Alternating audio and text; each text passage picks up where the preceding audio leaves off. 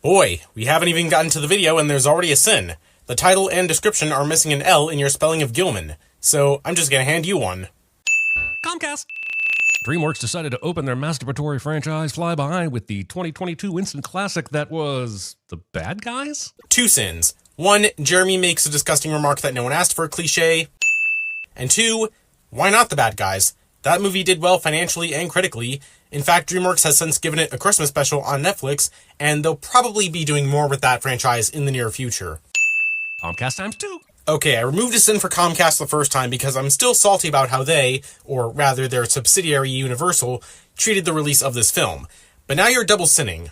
The ocean is a mysterious world. Generation Foundation. Sinning Jane Fonda. That's worth these many sins. Even the ones you have imagined, you've imagined them wrong. Narrator tells me to forget everything I think I know cliché, which is an extra bucket of hypocritical hilarity in a movie that wouldn't recognize an original story beat if Disney bludgeoned it to death with one. I'm tired of the constant complaining that this movie is bad because it has similar story beats to other movies. What's actually hypocritical is how persistent that complaint is when audiences seem to like this movie. Now, I don't take the opinion of critic sites like Rotten Tomatoes for my own, but as far as they're concerned, this movie's good. Ruby's curtains are pointlessly see-through, her retainer water is perched on a stack of books, and her work area isn't ergonomically correct even for a creature with no skeleton. And another thing, her shark toy is lifted by bedbugs and moved across the bed between shots. This room is dumb. I'm not going to comment on the animation error since ones like these don't bother me, but as for Ruby's bedroom, I'm guessing you missed the teenage part of this movie's title. Of course she's going to be disorganized. And what does ergonomics matter? The Gillmans have been living on land for 15 years just fine, even if objects they use weren't designed with them in mind. In fact, cephalopods like octopuses are capable of interacting with man-made objects in ways that require a certain level of intelligence. Just saying, when we go extinct, cephalopods have a decent chance of taking over. Junior prom is the sacred right of every human teenager. This expositional dump is all about how important society thinks junior prom is, which is an outstanding waste of animation considering the next 20 minutes are dedicated to exactly the same bullshit. This scene is supposed to set up Ruby's expectations for prom, and the next 20 minutes deal with the obstacles she faces trying to make it happen. It also sets up Ruby's fall into the ocean and becoming a giant kraken, as well as the final battle. I need to be there so that I can blend in. If blending in is the goal, maybe start by hiding the ear fins. But she doesn't need to. Her blue skin and lack of a nose are even more obvious, and yet she's still able to blend in.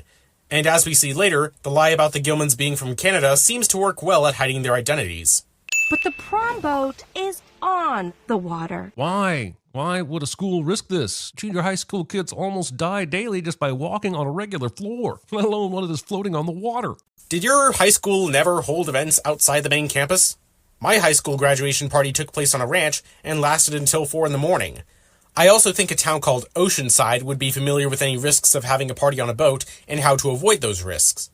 Listen, the animation style in Puss in Boots: The Last Wish was refreshingly unique and freaking gorgeous, but don't push your f***ing luck, DreamWorks. He says while showing live-action footage of the Puss in Boots plush toy in this movie that isn't stylized. Though I do agree that while stylization did work for Puss in Boots 2 and The Bad Guys, animation studios shouldn't be pushing this trend so hard and seem to be taking all the wrong lessons from the Spider-Verse movies.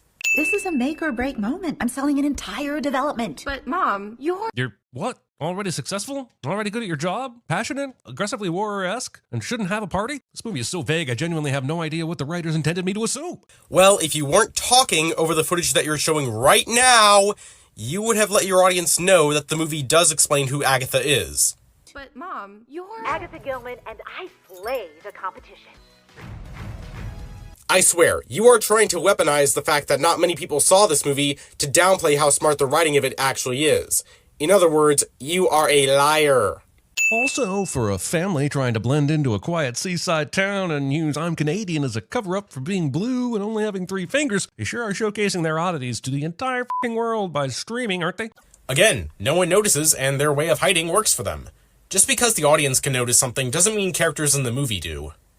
She blue. I'm from Canada. Eh? Oh, that totally makes sense. This excuse is ridiculous bullshit. But fortunately for the Gillman family, everyone in this town is extremely Canada racist. And this is what I was talking about a couple sins ago. This explanation works so well for the Gillmans and is the movie's version of the Clark Kent wearing glasses trope, used in a comedic manner. But I want to ask the Canadians in my audience, were any of you offended by this? I can't speak as to why the filmmakers chose this for the joke, but in one of the movie's storyboards, the original explanation was going to be that the Gillmans were from Portland, in the nearby state of Oregon, since this movie is set in Northern California. Once Margot was going with Kayla, Trevin said, "Oh well, should we just go together?" In a shocking story turn, all of Ruby's friends ditched their pledge to ditch prom, so Ruby can feel all the dejected feelings and eventually be peer pressured into disobeying her parents. These people are not your friends, Ruby, and the movie should stop telling real-world kids that they are. But they are her friends. The movie later takes the position that Ruby was wrong for ditching squad solidarity, and that they actually accept her for the Kraken she is. She even apologizes for it at the end of the movie. Unless there's a tragic accident. Giving so few fucks about your movie that your side characters' entire backgrounds are just has colorful hair, likes to game, and is Wednesday Addams. He says, while showing that all three of these characters have colored hair. It's easier to see in close-ups, but Trevin's hair does have a bluish hue to it. Besides, Margot's background is that she's a drama student, as evident from her use of terms like, "Oh, life is not a dress rehearsal. Rain down like closing night on Broadway." Ruby! Well, leading lady. Also, one of the reasons I hate animated movies is that... And let me stop you right there. Jeremy hates animated movies. This is prom, and I really want to be a part of it. It's like Margot is forgetting that going to prom was not the plan until she had a date and then changed her mind. Changing her mind is fine, but acting like Ruby is the issue here is not. Ruby said that the anti-prom party was Plan B. Plan A was made under the assumption that her mother would allow her to go. That's why Margot accepted Kayla's promposal. Besides, you don't just leave someone hanging when they ask you to prom. You give them a straight answer, or as Margot put it, Carpe diem. I'll go to prom. Step 1, you're going to need a promposal. skip. I could maybe give this part of the movie a pass, but it really seems like Ruby and friends enter this hallway, and this is not a dream sequence. This is apparently really happening, and that is scary. Jeremy must have been homeschooled, because I can tell you, I've seen crazier high school halls than this. This kid is jumping out of a trash can disguised as a whale. Are there no limits in this universe? And where did they find the clean trash can in a junior high school? Maybe it was brought from home considering the effort to dress it up as a whale. If it was from the school, it could have been cleaned out beforehand. But what I really take issue with is that you call Oceanside High a junior high school, which is the same as calling it a middle school. Ruby is a junior in high school, which means that she's in the 11th grade. Ariel Lowe's ass is at eye level, and in the next shot she's descending a path of woven arms from on high where absolutely no one would have been on eye level with her booty. You show at the start of your footage that Chelsea is crouched over, which would put her ass at eye level with the other students. She then stands straight up when she's about to walk down, using their backs as stairs. Also, your voice says Airy hello, but your subtitles say Airy hell no. I spot little Mr. Skater Boy here. His skateboard sank into the water. How did she know he was a skater? I mean, he is, but she couldn't have known that. You already know Chelsea is a mermaid, as evident from you calling out her resemblance to Ariel in the previous sin. An easy explanation would be that she was in the water when Connor fell in and saw his skateboard sink. Alternatively, we can see her shadow walk up to Connor when Ruby dropped him off on the pier, which you can also see in this wide shot. Maybe she was close by and saw it all happen. Now, I'm not much of a swimmer. Yeah, she hates swimming so much that she manages to rescue Connor without getting a single droplet of water on her, and nobody thinks this is strange. This logic is partially fair. Chelsea's hair is wet outside of the water when she's captured by Gordon at the end of the movie. But like the shark toy from earlier, you shouldn't expect the movie to be perfectly consistent with this, since it's not required to understand or enjoy the scene. Though this does support my alternative hypothesis that she was near the pier and saw the accident with Ruby and Connor. Besides, she's lying to the other students in this scene, and they're just not questioning why her hair isn't wet. Just like how CinemaSins fans don't question them when they manipulate movie scenes.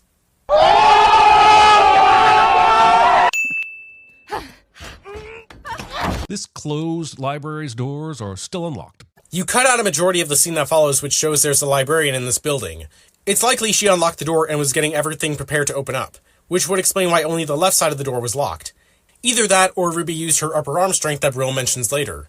No one is crushed to death in this scene. Well, yeah, because like I said, the librarian was the only other person in the building, and she got away. And Chelsea was only just arriving on the scene when it happened. She's coming for me! This guy's first instinct is to record himself, rather than visual proof that a massive Kraken exists. And sticking with the theme of the last sin, you cut out a few seconds before this, which shows one of the tourists recording Gordon and catching Ruby in the background. This is brought up twice later when Margot shows Ruby Gordon's upload of the video, and when Arthur says, Aggie, he's got her on video. No one is crushed to death in this scene either. I want to see death. Jeremy double sins again. He'll be getting 2 for this offense. Real? Hey, Are you okay? Yeah.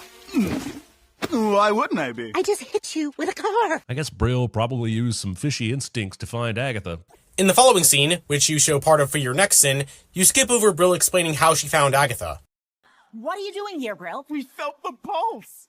So Mom knows? Yeah. She sent me to get Ruby. This is exactly why she wasn't supposed to go into the ocean. Then why would you live next to it? Brill would be excellent at CinemaSins. CinemaSins lowers its standards to the intellect of Brill. Do you remember when you found that whale on the beach? You mean Clarence J. Whifferton? How could I forget? Probably because it's a stupid-ass nickname that the movie thinks is endearing. No. Sinning this scene. I turned into a giant kraken too. What? What? You knew? Yep, she knew all along and still decided to live by the sea. Look, lady, live by the sea if you have to, but the trade-off should be that you have to prepare your daughter for the fact that she will turn into a freaking kaiju in the extremely likely event that she will be wedded. How was she ever expecting to keep this secret from her? Couple things. One, when you were complimenting Brill for being excellent at CinemaSins, Agatha stated why the Gillmans needed to live by the ocean. Then why would you live next to it? We needed to stay moist. Ew, moist. 2, she was expecting to keep the secret by raising Ruby under the rule that they weren't allowed to touch the ocean. The entire movie hinges on this. And 3, Agatha is later shown to be regretful that she didn't tell Ruby sooner. If you stay on dry land, you'll stay small and on 2 legs. Unless you're in a library, though, I guess. Or was that transformation an emotionally triggered release that Mom somehow knows nothing about? What are the rules? I'm sure Agatha would know, since she's been controlling her Kraken powers since Ruby's age. The ocean does trigger the transformation, but it's not the only trigger, as Ruby's emotional state can also trigger it. This was demonstrated earlier when she had an anxiety attack that led to the destruction of the library, and later when she got angry with her mother. I struggle to believe even the most avid prom fan would have this generic-ass prom poster in their room, let alone Ruby, who's supposed to think it's a Post-colonial patriarchal construct. It's not that Ruby is a fan of the prom itself. She wants to go because she feels like it'll make her fit in with her peers, one of the messages the film deals with. Her plan was for her and Squad Solidarity to go as a form of protest, since she, and the movie, are correct that prom is a post-colonial patriarchal construct. There's no way I'm getting you out of the water now, is there? Well, follow me! Uncle Buck decides to give up instead of singing Ruby a song about responsibility, or how she should just wait to be queen. Yes, it would have been another, hey, ripping off Disney sin, but what movie wouldn't benefit from 100% more Zazu? Well, that would have been pretty stupid, because DreamWorks wasn't made to copy what Disney has done. They were founded as a massive f*** you to that corporation because Jeffrey Katzenberg was denied a promotion. This is why I love DreamWorks. They exist despite Disney by making satire out of common perceptions the House of Mouse has set upon the entire animation industry. Emphasis on the word satire. Welcome to the kingdom of the Kraken. And then we're shown one underwhelming structure. Just one. Okay, so what? If the movie is saying the entire kingdom fits in that one building, then that's that. You can't say this like it's a sin when there's no consequence for it.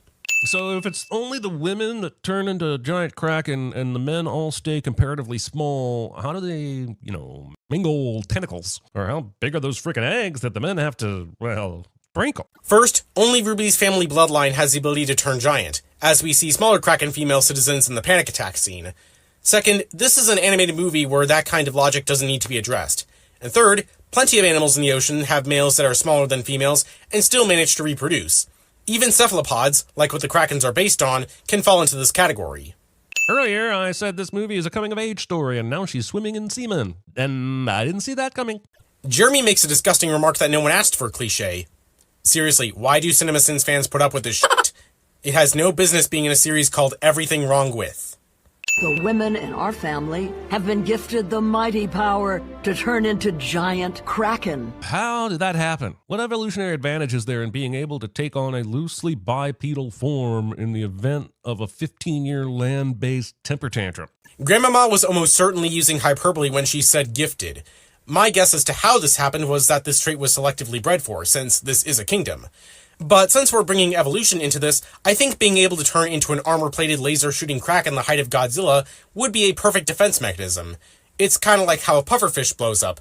They suddenly become bigger and more oppressive than their predators, so they don't get messed with. What's up with this floaty trophy room with defeated monsters? Are they dead and stuffed? Are they animatronic and sort of light up on cue and discount Ursula points to them? Are they here purely for us, the viewer, or storytelling prompts? It's the last one. These are just statues. If you had paid attention a few seconds before this, Grandmama says that other sea monsters have tried to fight the Krakens for the throne, and that's what these represent. Why does this kingdom have entire rooms dedicated to visual assists for this story? Because plenty of castles in real life have rooms dedicated to art depicting their historical events. Also, Jeremy yells at the screen cliche. You have laser eyes? Well, it's electrically charged bioluminescence. Yeah, that doesn't explain it half as much as the movie thinks it does. That is true, but this is an animated movie with mother flippin' mermaids. Look, I love biology, including marine biology, but this is where you have to take the fiction with the science in the science fiction genre. It doesn't matter if it makes sense. The movie is either using fiction to introduce a scientific concept, or using a scientific term the audience may be familiar with to justify an idea in fiction. Besides, a Kraken with laser eyes is a wicked cool idea. Kraken ahoy! Fly, me beauties! Captain Ahab here is definitely being painted as the bad guy, but why? He's trying to rid the seas of a Kraken that he knows destroyed the library and has every reason to believe is a threat to the people of Oceanside. He is the good guy here, people. He's not. Gordon wants to capture a Kraken to prove that he's not crazy, since he claimed to have seen one 15 years ago, though the movie never elaborates on this. He's also doing it for the social media clout since his craziness only netted him 10 subscribers. Even if he does see himself as a hero, this movie is from Ruby's perspective, so we know she didn't mean to destroy the library, and doesn't see herself as the villain. Because I'm a mother flippin' mermaid! But why does she have the ability to grow legs? Why is the ocean creating these so very oddly specific monstrosities? She can grow legs to disguise herself as a human, as all members of her species are implied to do. This is also likely a play on when Ariel got turned into a human in The Little Mermaid, and many ancient depictions of mermaids and sirens gave them legs too. Surprise! It's a bomb! Ballsy cold open to the shareholders meeting that took place immediately after this movie's opening weekend somehow makes it into the script. That's not a sin for the movie. That's a sin for the assholes at Universal who didn't advertise this movie and put it out to die in the competitive summer 2023 movie market. You need a Super Seagirl Ditch Day! Okay. Let's do it. It is mere hours after her grandmother told her about how evil mermaids are and how her own mother fought in a war against them, and yet Ruby is ready to ditch school and become besties with the first mermaid she meets. She isn't conflicted for even a second. Yes, but that same mermaid also saved her life the previous night. You're also forgetting that Ruby's arc in this film is about her fitting in, and now she comes across someone her age who's also a sea creature and deals with the struggle of hiding her identity from the world. This bread is fucking thick! Jeremy has never heard of Texas toast. See that, Jeremy? Look how thick that is. Show me how to use my powers. Oh, I thought you'd never ask. It's time for a Rocky-esque training montage, which pulls double duty by being unoriginal and completely missing the point. The training montages are supposed to be about seeing the hero conquer adversity. It's hard to root for Ruby when we all know her dumbass is helping the villain. I think you're the one missing the point, Jeremy. This montage isn't supposed to be about Ruby conquering adversity. It's to show her learning to use her powers and how her relationships with Connor and Squad Solidarity degrade as she hangs out with Chelsea more. How do you shut them off? Not making the answer to that question step one of your laser eye lesson. Ruby never considered this because she was really excited to use her laser eyes. But you wouldn't have known that from only sinning what exists in the short seconds of footage you have for each sin, and you can't even get that right half the time. A freak from the deep shows up and I'm supposed to learn that. You're Kraken hiding as a human. I didn't play Jeremy's audio here because the sin itself doesn't matter. The issue here is that CinemaSins credits Connor for saying this line, even though it was said by a random background character in an earlier scene. A tentacle freak from the deep shows up and I'm supposed to learn that? While I'm at it, they also labeled Agatha as Mom during the scene in Arthur's antique shop. No one sees the glowing dog thing return to life and lick the kid. That's because Gordon walked down to the lower level of the bus boat before Nessie stopped playing dead. What the f*** did Connor do wrong? You shot him in the face with a confetti cannon, caused him to nearly drown, ditched him for your new mermaid friend, and now you're straight up rejecting his calls? Ruby sucks. That's kind of the point. Like I said, Ruby's relationships with her friends have degraded over the last few days because she thinks that she has better things to do than hang out with them. This plays into her learning to appreciate them at the end of the movie. Inserting a crusted meat tube into someone's orifice without explicit consent. Jeremy makes a disgusting remark that no one asked. I sacrificed everything to give you this fake life. Expecting your child or anyone to be grateful for a sacrifice they didn't ask you to make. Dude, she is her mother. Ruby doesn't get a choice in the matter. She's arguing about a decision that Agatha made for her well-being. I think that's a pretty valid reason for Agatha to lay down the law. I fight for my family. Skip. Of course, just skip over this scene that unpacks all the drama and character motivation for Agatha and her fallout with her mother. It's not like this would have helped your understanding of this film at all. There is no Chelsea. I am Nerissa. Surprise! Chelsea is evil. But holy gills, how did she come up with this plan so quickly? She either had all of this lined up and ready to go for the second Ruby fell in the water and made the call, or Ruby fell in the ocean and within seconds Chelsea came up with the secret identity and rolled at the school so she could make friends with Ruby, all in time to claim credit for rescuing Connor. First, you misspelled Nerissa. It's with an E, not an A, since she's named after the Nereids of Greek mythology, 50 sea nymphs who were the granddaughters of the Titan Oceanus, who is the namesake of this film's MacGuffin, possibly explaining Nerissa's connection to it. And second, while I don't blame you for thinking about what Nerissa's plan was, you're forgetting that she's a siren, who are often portrayed as being deceptive and manipulative, so I don't doubt her ability to come up with such a plan. I'm a flippin' mermaid! Nerissa straight up stabs Ruby in the arm with the almighty weapon of mass destruction, and it doesn't even leave a puncture wound? What the f*** does this thing actually do? Why should I care that she has it? Again, the animation error is irrelevant, but as for your question, the movie is clearly showing you that one of the Trident's powers is being able to drain energy from Krakens. This is why Ruby temporarily lost her bioluminescence. As for why you should care, the movie already explained that the Trident was the only weapon powerful enough to kill a giant Kraken, and that Nerissa had previously used it to kill several of Ruby's relatives. Lucky for me, mermaids don't age. Unluckily for you, that won't stop me from saying how f***ing convenient that happens to be for the purposes of your make everyone think I'm my own daughter plan. Nerissa's line here implies that agelessness is another ability intrinsic to mermaids as a species. She uses this to her advantage by making her plan with this ability in mind. This is not a convenience. The real sin here is that they changed this twist from the version in the storyboards where Chelsea actually was Nerissa's daughter, so this agelessness thing was just patchwork so the rest of the movie could flow. And I have a whole video explaining why I thought the original twist was better. What happened? DreamWorks decided to animate everything underwater with basically no lighting, so it's impossible to enjoy. That's what.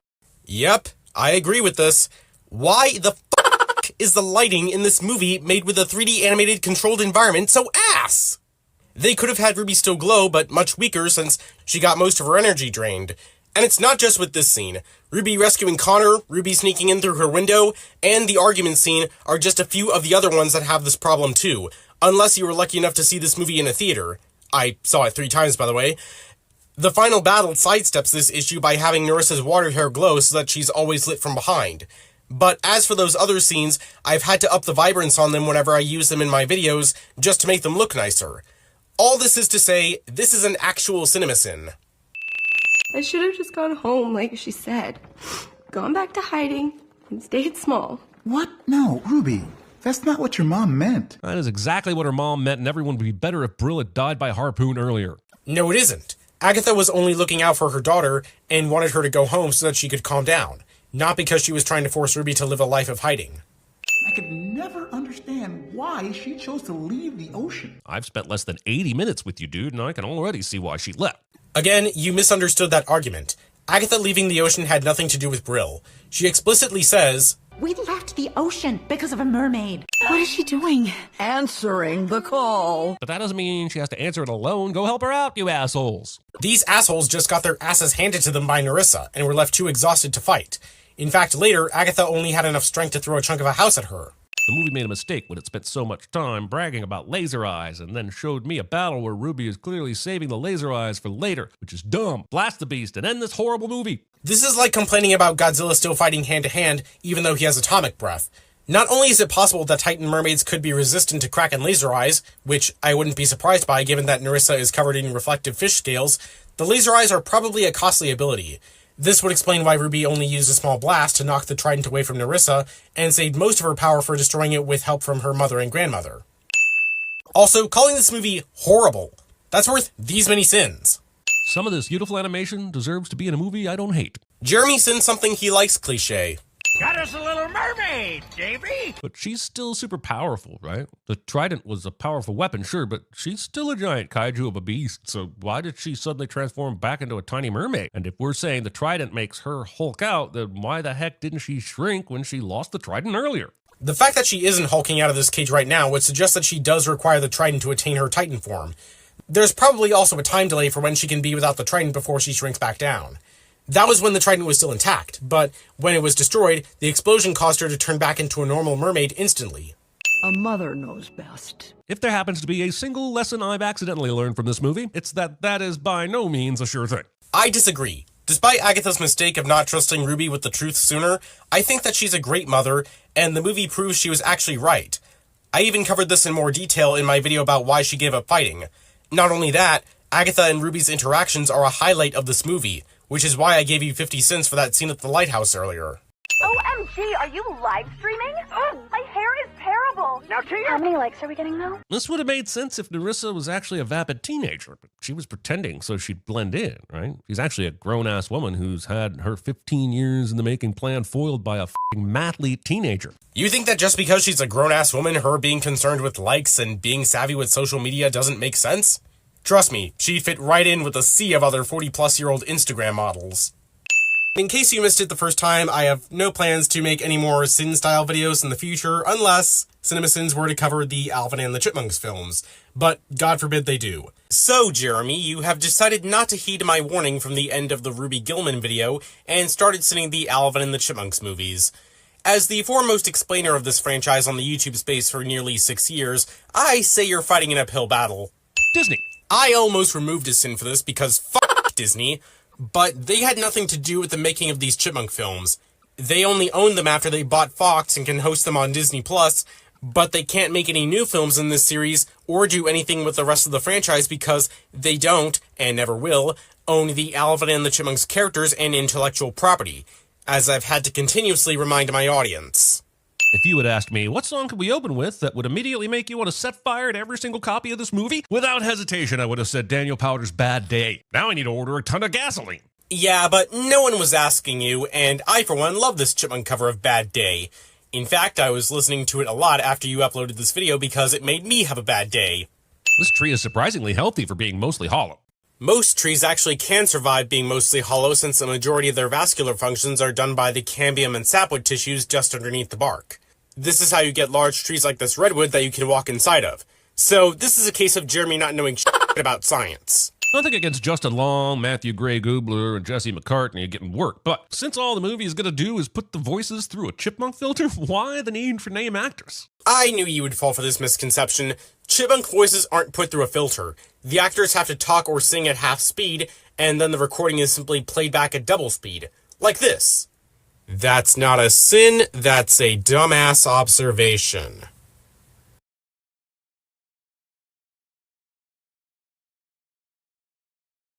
That's not a sin, that's a dumbass observation. This has remained the de facto technique for making the Chipmunks' voices ever since Ross Bagdasarian Sr. created the characters in 1958. Also, they cast the one professional singer as Theodore instead of Alvin. Us McCartney heads did not appreciate this at all. You were onto something there by pointing out that only one of these Chipmunks is voiced by a professional singer. But then you say that the problem would have been solved if Alvin had been voiced by that specific singer, instead of getting more singers for this cast? That's the real sin here.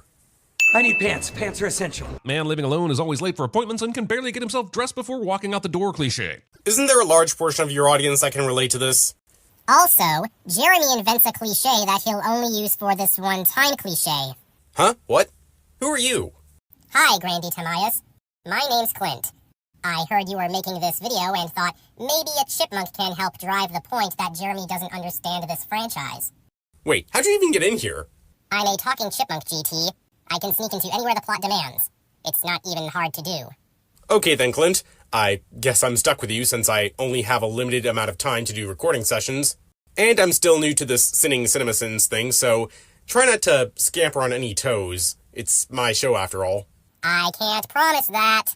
I haven't seen you since you said you never wanted to see me again. Seemed like you two had a pretty serious falling out. I would imagine that any sort of relationship, even friendship, will require more than writing a song for a trio of talking chipmunks. And I would be wrong. Yes, you are.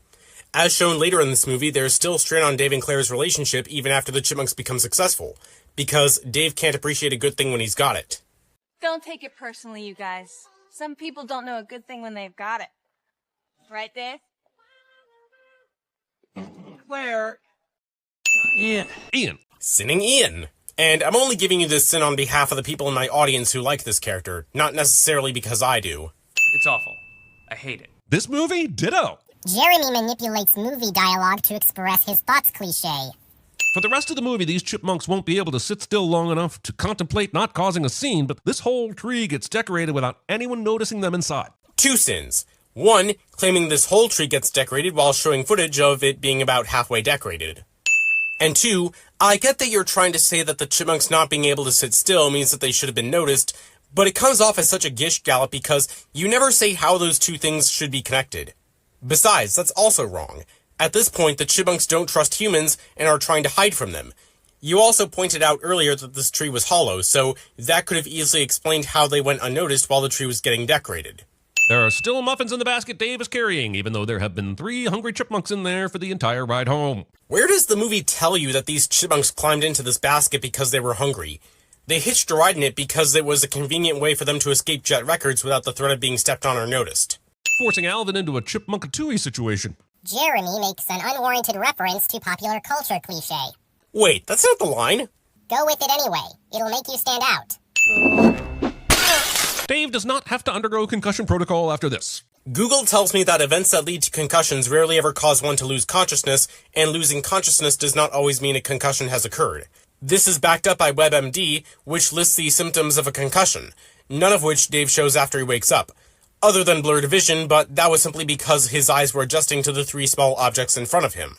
Chipmunks can't talk either. Well, our lips are moving and words are coming out. Simon would be the chipmunkiest at CinemaSins. Nah, I'm pretty sure that Simon would be excellent at Alvin and the Chipmunks elaborations.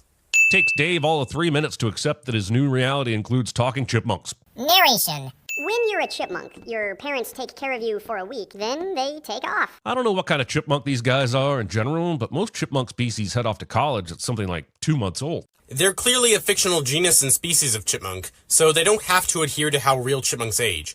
In fact, this very question is what inspired my username. Though, if this were actual scientific literature, the genus name would probably be something like Grandtamias. That's the origin of your name? That makes me glad I have such a boring name like Clint. Hey, I came up with that name while I was still in high school and first joined the fandom. I was still a novice at taxonomy back then, but it stuck, okay? Anyway, I know it's my personal headcanon, but I think the suspension of disbelief that this isn't a real described species of chipmunk should have been a given amongst general audiences. Also, chipmunks reach sexual maturity after about a year, so y'all are clearly operating on a different time scale, you pity party assholes. Oh, so you can't accept that they don't have to adhere to how real chipmunks age. Then what the hell was the point of the previous sin? Christmas! We love Christmas! Loving Christmas. Jeremy is a Scrooge. We start work tomorrow. Being less than 24 hours into finding out about talking animals and already having plans to exploit them for economic gain. Sure, maybe Dave is a little selfish since he sees this as a way to keep his job at Jet Records. But as we see later in this film and the sequels, Dave actually grows to care about the chipmunks as family, and he doesn't let them become spoiled by living the rich and lavish life the way that Ian would end up doing. I hope Christmas comes fast. My college girlfriend also loved the holidays. Jeremy makes a college girlfriend remark that no one asked for cliché. Right now, they are singing the Chipmunk song, aka Christmas Don't Be Late. And while I'm sure that this was a banger in the 50s, I highly doubt it would be the breakout hit the movie is claiming it to be in the year of our Lord 2007, whether sung by man or beast. Considering the kinds of simplistic things that go viral these days, and around the same era as this movie, like the Keyboard Cat, I don't doubt that it would have been a breakout hit in 2007. And you gotta consider how popular the original was in 1958. Not only did it score 3 wins at the Grammys the following year, it was the first Christmas-related song ever to reach #1 on the Billboard Hot 100 and stayed in that position for 4 weeks. By 7 weeks, it had sold 4.5 million records and was even being sold in the same kinds of shops where you'd buy cigars or women's lingerie. That's how popular it was. Also, my irritated ears would like to remind you these f***ers have made 57 goddamn albums, and you're getting a sin for every goddamn one of them. Oh, fuck no, you were not bringing their real-life discography into this. It is not a sin of the movie, and it's an offense to the Chipmunk fanbase. On their behalf, I'm giving you those sins back. You know what's weirder than that? A grown man bringing another grown man a big box with a bunch of chipmunks in it who not only speak English, but can sing. Yet here we are. Jeremy acknowledges what is happening on the screen cliché. Little situation, Dave. Theodore vacuumed up Alvin. The problem with the chipmunks in this movie is that they are incessantly getting up to these hijinks, and they aren't the least bit likable. No, that's not the problem, it's your problem. You always do this with kids' movies like your opinion is the only one that matters when you're not the target demographic. Besides, This is the Alvin and the Chipmunks franchise. Part of what makes these characters likable is because they get into hijinks, mostly caused by Alvin. Oh my god, Theodore, did you just... It's a raisin, Dave. Prove it. Movie has Simon eat a literal Okay, I'll grant you this one only because I couldn't stand it too, even as a kid. F*** this scene. No pressure, nothing weird. Oh, baby. The timing of Alvin turning on the stereo is so uncanny one might think Claire manifested the weird thing herself, when in reality the script is just replaying Billboard's top 40 cliches. You used an apostrophe instead of a closed quotation mark at the end of weird here. Tell her she completes you. It works. Great, just what the world needs. Another asshole with a never-ending supply of movie references. Irony. My life is being sabotaged by talking chipmunks. You haven't changed at all. Dave could so easily show Claire the talking chipmunks, but instead lets her leave thinking he's crazy because the movie still has an hour left and is desperate for some built-up tension, whether it's necessary or not. Jeremy, do you not remember the scene earlier where the chipmunks froze up in front of Ian? As I said, they're untrusting of humans aside from Dave at this point. Trying to show them to Claire would cause the same thing and make Dave look like an even bigger idiot. Hey, editor Grandtamias here. I just wanted to clarify something regarding the chipmunks' fear of humans. So, if you've seen this film, you might be a little confused because they never actually say that they fear humans, despite already being familiar with a lot of human concepts. But there are context clues early on, and their attitude towards humans does gradually evolve. For instance, when they leave the tree at Jet Records and they book it through the lobby, yes, there are a lot of humans around, but they only did that out of necessity because, just like an animal, they were choosing the fight or flight response, in this case, flight. Then when they encounter Dave in his house, instead of trying to reason with him, Alvin attacks him and, as shown earlier in the video, knocks him out with a jar. So that would be the fight response. They sort of lose that response after they meet Dave.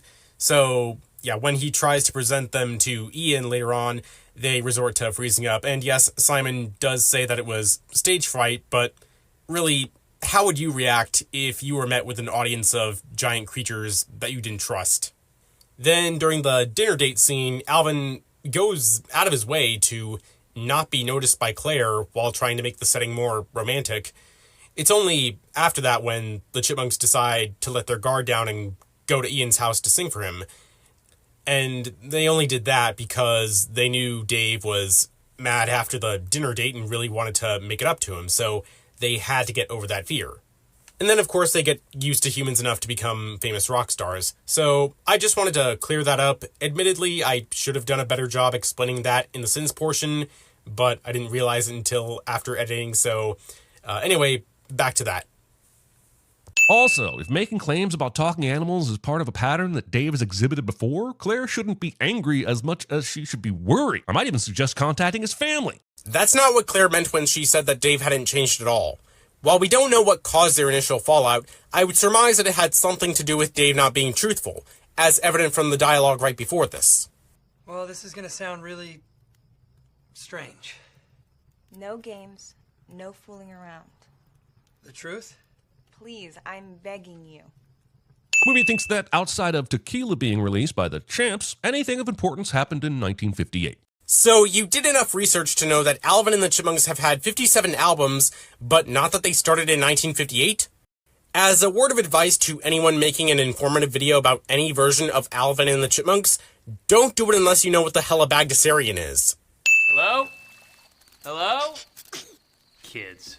So, CinemaSins gave the film a sin here for Ian expressing his disdain for kids, the thing that they have a problem with. Shouldn't this have been a sin off by their standards? Tell me you've heard the song. Yeah, I'm listening to it right now, but I mean, how did you, when did... Speed of business, baby. Well, he wants us to believe that Ian, in less than 24 hours, got the Chipmunks to record the song, and then got the song released to radio. And I'm calling impossible space-time movie magic bullshit on that possibility. It was probably more like 12 hours since it's still morning by the time that Dave and the Chipmunks go grocery shopping. But considering how big of a hit these Chipmunks would become, did you really think that Ian wouldn't use his vast wealth to get this song on the radio lickety-split? Apparently this is a parallel universe where human adults accept talking and singing chipmunks way too easily. F that universe. You mean the universe where the talking and singing chipmunks exist in the first place? Yeah, what he said. Dave's convenient ability to sew is convenient. Yeah, so? Also, why is Alvin the only one that gets a letter on his sweater? If Dave was going to play favorites, surely it would be Simon or Theodore. They are way less asshole-ish. It wasn't because Dave was playing favorites. It was because Alvin is egotistical and the leader of the group, and to give them their iconic look from the cartoons. Though in some of the earliest Ross Bagdasarian Sr. era material of this franchise, Simon and Theodore did have letters on their outfits. So, what do you think? I think this is a f***ed up looking stick. That's not a sin, that's a dumbass observation. You know, if Jeremy is struggling this hard to find things wrong with this public consensus bad movie, either he needs to be replaced at his job, or this movie really isn't that bad. Probably both. They're savings bonds. There was a way to make Dave fiscally responsible and not an asshole, but the movie chose violence instead. If by chose violence you mean giving them a ding sound and an increase to the sin counter, we stopped being afraid of you a long time ago. Besides, Dave is trying to teach the Chipmunks to be fiscally responsible, and I think savings bonds are a great way to do that. Thanks, Dave. What was the point of ringing the doorbell if said doorbell ringer is just going to come barge in the house anyway? Because he's an asshole? Ian? Ian. Double sinning Ian. Guess how many sins that's worth? That's right. Chipmunks on the MIC! Witch Doctor! This modern update to the Chipmunks classic Witch Doctor can't mask the bizarre racial undertones, possible misogyny, or the song just not being very good to begin with. I will grant you that this version of Witch Doctor is not great, but calling the original not being very good to begin with is worth these many sins. Also, Dave had 1 week to write me a new hit single. And this is what he came up with? Where could the inspiration for this have even come from? Makes no sense as an expression of his relationship with Claire, and I find it hard to believe he was just sitting around thinking about witch doctors. Well, the song exists in real life, outside of Alvin and the Chipmunks, and the inspiration for it was a book that Ross Bagdasarian Sr., aka the original David Seville, read called A Duel with a Witch Doctor. So maybe Dave in the movie had read it and got inspired too.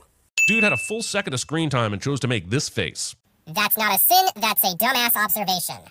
Ian, they're just kids. No, they're rats. And they could make us both so much money. Louis thinks that by making Ian an even bigger dick, we will forgive Dave for bringing the Chipmunks into this world by exploiting them himself.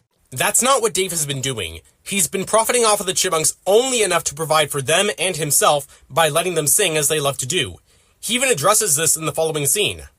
He also, David, said that we should be making $20 a day. Well, guess what? You're making way more than that. And because I care, I'm putting it all away for you. Just like storing nuts for the winter. Ian wants to, and later does, exploit the Chipmunks for all that they're worth, under the promise of letting them live the rich and lavish life to the point of them becoming spoiled and overworked. Ian, like modern corporations, Disney, is metaphorically representing the mentality that more money is better for a brand and that bigger is better, even though it isn't always that way for the people who have the idea and make the success in the first place. This is the same philosophy by which the Bagdasarian family has owned and operated this franchise, and why they don't merchandise the hell out of the Chipmunks. As much as I wish they would. Dude, you're a rock star. You're supposed to be spoiled. I mean, you should be riding in limousines and private planes. Ian is a walking cliche of a music executive verbally diarrheaing cliches about the music industry, while butt-vomiting even more cliches about stardom. Says the guy that does this for movies. Major rock stars. What the hell's going on right now? Did Ian show up with a bunch of toys and sulfur hexafluoride? I know you probably aren't aware of my existence yet, but I'm tempted to believe that you stole that sulfur hexafluoride thing from the anniversary retrospective video for this movie that I did a few years ago. When Alvin inhales gas from a balloon, his voice gets deeper. I know a lot of people were confused and like, what? Does helium have a reverse effect on chipmunks that it does on humans? No, if it were helium, their voices would get even higher. What's actually happening is that Alvin's balloon contains a gas that is denser than air, such as sulfur hexafluoride. If you're a fan of Mythbusters, Adam Savage explained it, so I won't go into detail here. Guess what your Uncle Ian brought you? Coffee. So what you're saying is that the version where he brought them cocaine didn't test well. Oh, for f***'s sake. And 2 pumps of chocolate. For someone invested in the success of the Chipmunks, he sure does try to kill them at every turn. Not only does Ian not care about their well-being so long as they can sing, coffee was not going to kill them anyway, even if it would for real chipmunks. You yourself even pointed out that they are capable of consuming human food a few sins before this. Why would the Chipmunks like crunchy nibbles? They've been eating human food this entire movie. I feel like P. Diddy with fur. Wild to think that this line of dialogue is the most problematic part of this movie when you're watching it in 2024. I mean, hey, it wouldn't be Alvin and the Chipmunks if something did age well. These furballs have always been a product of the times. And they make way better music than P. Diddy ever did. What I'm talking about is having you guys lip sync. You just have to make sure that you mouth the words exactly like we recorded them. Otherwise, people will know. Considering how small the Chipmunks are, who in the audience is going to be able to tell whether or not their lips are moving correctly? Why haven't they been lip syncing the whole time? Once again, these are multiple questions that could have easily been separate sins, so I'll judge them as such. As we see soon after, the cameras are close enough on them that people would be able to see if they were out of sync via the giant monitors, which actually does happen in that scene. As for why the Chipmunks haven't been lip-syncing this whole time, you left out a bit of context that they were left with that as one of their only options because they were suffering from sore throats. Huh, I wonder if he left that out intentionally. It's okay, he's with me. Claire Ex Machina. I think you meant to say Claire Convenience. Or Clairvenience. Oh, Clint, please don't play his game too. You guys better study your French, because you're going to Paris tonight. If they need to learn French to perform in Paris, then I feel like they should have already been working on that for the past several weeks. Starting to think Uncle Ian expects too much and is not a great manager. Yeah, you think? Dave's car doesn't get rear-ended when he slams the brakes on a busy LA street. Because there are no cars behind him as we see through the rear window, and no one so much as honks during the 2 minutes that Dave and the Chipmunks have their heart-to-heart. The real sin is that this LA street isn't busy. We are talking chipmunks, Dave. We can get out of a cat carrier. I don't see how those two things are even related. Same problem as some of the sins you make, like sin 12 that I gave you. I know, but I really missed you guys. Skip! Jeremy skips relevant/emotional moments cliche. You still not gonna say it? Nope. I'm gonna say it. With all this build-up, you would think he was about to cast a spell or some shit, but nope, he just yells, Alvin! It's not even like it's the first time it happened in the movie, and we were all waiting for it. Sinning the franchise's trademark catchphrase. I hope I can get...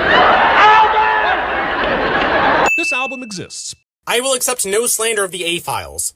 Now, if you want an album that's actually a sin... YOLO!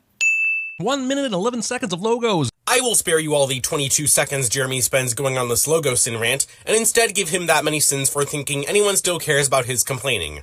So this upside-down part of the city seems pretty interesting. Obviously, some robots hang around in the upper part, but either gravity doesn't bother them or the basement floor is more like the top floor. It's an important detail that is never explained, and clearly the movie makers aren't considering the curiosity of the architects among us. I know you're not being serious about the architecture being an important detail, so I'm going to instead sin you for not understanding the obvious way in which this building works. Iacon is entirely underground, so it's essentially a cave city. The inhabitants have buildings on the floor of this cave, but they also have something that an above-ground society like ours doesn't. A solid ceiling from which they can construct buildings from the top down. So the top floor would be the closest to the ceiling of this cave, and this would be the bottom floor. The short of this presentation is that a super robot god becomes a planet that withholds life-giving energy to everyone until a leader that it likes is in charge. What a Well, yeah, Primus doesn't want his disciples to be ruled by someone as wicked as Sentinel Prime, so he cuts off the energon for everyone to get Sentinel to step down, if not kill him. And if everyone else dies, so be it. Kind of like how in the Book of Exodus, God unleashed plagues upon Egypt because he didn't like the Pharaoh. The Matrix, there it is. Okay, good. Come on, keep going. Thing heard in theaters after the first Matrix movie, but not after any of the sequels somehow makes it into the script. Except the Matrix that Orion is talking about has existed in this franchise since long before the Matrix movie came out. You should know this because you sinned 2 Transformers movies where it was the main MacGuffin. He doesn't have a cog. Let's give him a head start. Why not? It's not like he can transform. This conversation that serves no purpose to anyone in the room, but gives the audience that sweet, sweet cog exposition they've been craving. None of the live-action films establish the concept of transformation cogs, and since this movie is being considerate of those who aren't hardcore Transformers fans like I am, they, and especially you, need this information. So long, sucker! The overhead shot established there was no hole in the ground, but suddenly there is one. I wouldn't be as angry about it if there wasn't another sudden fall through the floor joke later in the movie. In the footage you're showing, you point to these panels on the ground that appear in the same area as the hole in the next shot. I think it's very obvious that the panels are meant to cover these holes, but this one collapsed under Orion's weight, hence the fall. The real sin is that the hole looks to be square, even though the panels were rectangular. Let me guess.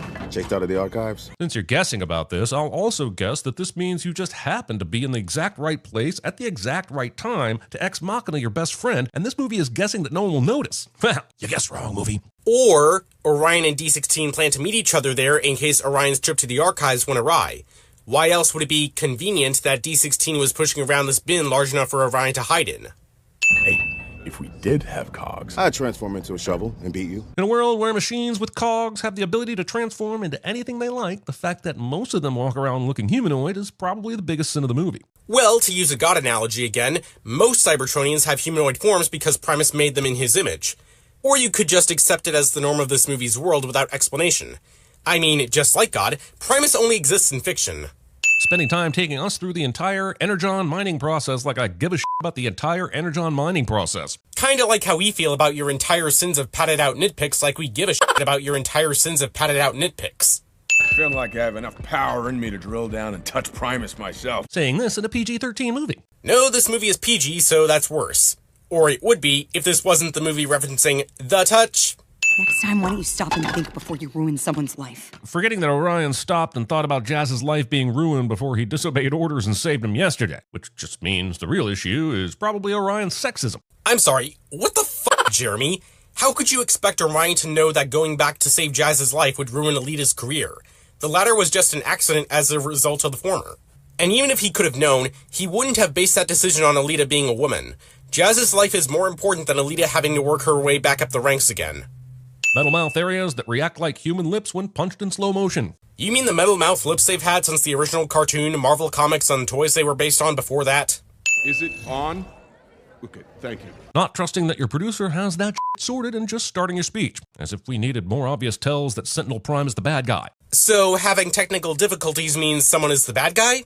Maybe I should change my disclaimer then, because with the amount of editing hiccups you've had in these videos over the years, this sets a precedent.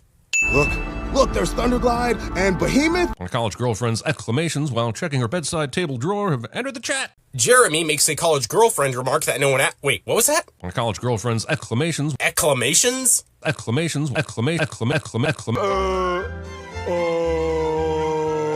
It has been precisely 50 cycles since the Quintessons attacked our home. Not giving us the context we need to know how long 50 cycles is. I'd assume similar to our years, but in the comics, a cycle was often a day, so now I don't know if these Quintessons attacked 50 days ago, 50 years ago, or maybe it was 50 centuries ago. I guess I can no longer care about these characters without this important chronological exposition. Sorry, Hasbro. Interesting to hear you acknowledge comic book information for a change, even if you still should have shown or given a more specific citation.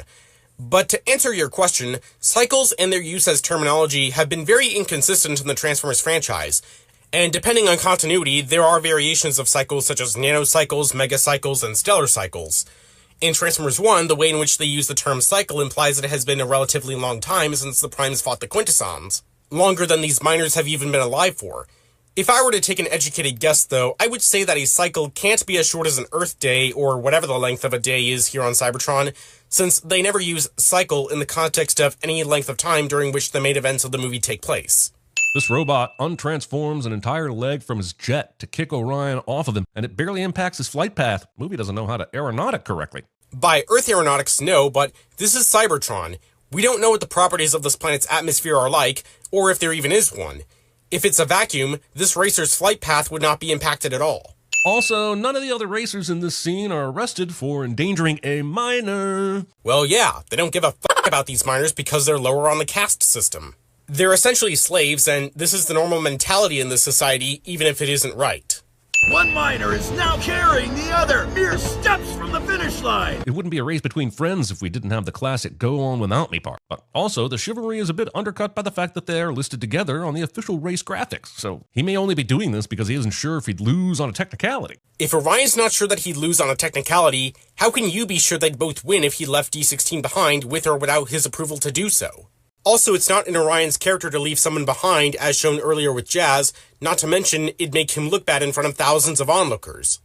Arachnid, have someone escort these heroes to my personal service facilities. The spot is named Arachnid, the play on the Earth word for spider, because she walks like a spider and has eyes like a spider. Do they even have f***ing spiders here? Even though Cybertronians are created by Primus, they can have influences from the other primes. In Arachnid's case, her spider mode comes from Onyx Prime, who bases his descendants on all manner of alien creatures, including Earth spiders. hate that guy. You mean Darkwing? The guard you flipped off for just doing his job? The guy you interfered with as an unregistered racer in a race he was probably about to win? Yeah, he's the asshole here. Yes, he is. In a scene that you cut out, Darkwing was the one who demoted Elita 1 to waste management, which is why Orion Pax flipped him off in her defense. If I get fired because of you... Oh, please. They're not gonna fire you. Elita 1, you're fired. What? Why? I followed protocol to the letter. Yeah, well, that is true. I was the one who broke the rules. No one asked you, Darkwing. Please, I have worked too hard for this. You are no-cog bots with limited options. Report to waste management immediately. Oh! I'm B-127, by the way. But you can call me B. Movie continues to accidentally its leads into meet-cutes with other important characters like this bumbling bee. Look, I wish this character was someone other than Bumblebee. Preferably Dion, since this movie already has Orion Pax and Elita 1. But for the purpose of the story, he's not already important because he's Bumblebee. He only becomes important because Orion and D16 meet him. Those are coordinates to a location on the surface. The way these bozos convenient themselves into this holographic map of planetoid plot relevance is so ridiculous it just made A New Hope 78% better just by existing. Knowing your history of unjustly hating holograms in the Star Wars movies, this sin isn't worth the text space it took up when your editing team typed it. Touchable, movable, holographic projections. Which also exists in Star Wars, so I'm saying this for the same reason as the last one. What do you think Sentinel's reaction would be if you personally handed him the matrix of leadership that you found? Orion continues to be that asshole who constantly goads his friend into doing horribly dangerous things, and the movie will continue to treat him like some kind of hero. It's called a character flaw, Jeremy. Orion hasn't become a hero yet, and this is something that he grows beyond before that point. They don't allow passengers. The trains are autonomous. Yeah, that's the won't be easy part. Thinking boarding an unmanned and unguarded train that just happens to be going exactly where you want to go is the won't be easy part. No one ever said the trains are unguarded just because they're autonomous. There are workers like Elita 1 who can be seen loading the trains, and that's what Bumblebee meant by the won't be easy part in response to D16 mentioning that the trains don't allow passengers. Climb faster! Says the robot that just got out of the hatch and hasn't even started climbing yet. Because Bumblebee is ahead of D16 and has a better chance of catching up to Elita. I am speechless. Get it? He will become Bumblebee and Bumblebee can't talk. Do you get it? We don't even know if Bumblebee will even lose his voice because this is yet another reboot separate from either the Michael Bay films or the new universe established by the Bumblebee movie and Rise of the Beasts. And don't give me that whole, but Lorenzo de Bonaventura said that Transformers 1 is set 3 billion years before the live-action films. Bullshit that man has been peddling just to avoid alienating the Bayformers fans. Lorenzo makes about as much sense talking about the continuity of these films as CinemaSins does with any straw man. Why the f*** are there transforming deer and why are they grazing? These deer are never shown to have the ability to transform in this film, and they're likely another product of Onyx Prime. Next question. The Quintessence ship leaves after the bridge save because its tension release sensors detected it was time. Pronouncing Quintesson as Quintesson. If one tiny energon cube can completely power up this Amazonian Prime this quickly, I'm gonna need a lesson in robot digestion immediately. No, you don't. The movie is not hindered by the lack of such information, and if it establishes that one energon cube can power Alpha Trion in the time that we see him alive for this movie, that's that. Deal with it. Come. I will show you. I guess even primes haven't been programmed to avoid you better come take a look at this cliches. Jeremy continues to think anyone has a problem with this universal story trope as if we'd rather receive Alpha Trion's information via expository dialogue.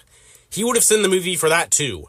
The primes prove their strength and defeat a horde of green monsters, but a weaker Sentinel shows up with a sword and a blaster taking out the primes? How did he become so powerful? Were we skipping that part? Scene manipulation. The Quintessons were not defeated in this battle. They were serving as a distraction so that Sentinel could kill the primes more easily.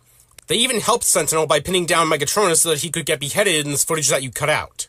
The matrix of leadership can only be wielded by one that Primus himself deems worthy. Chris Hemsworth plays a character hoping to wield a weapon that is picky about who can wield it cliché. Jeremy invents a cliché that he'll only ever use for this one-time cliché. Because, seriously, how many Chris Hemsworth characters besides Thor fall into this cliché? Yeah, that's what I thought. I would have gone with Chris Hemsworth plays a leader cliché, but even that's not a sin. TF1 Optimus, Thor in his solo films, Dementis, Jed in Red Dawn 2012, the guy is really great at playing a leader is what I'm saying. He's here. Sentinel Prime is here. Well, that's convenient. It's almost like every character is a wizard and arrives precisely when the script means them to. Jeremy makes an unwarranted reference to popular culture cliché.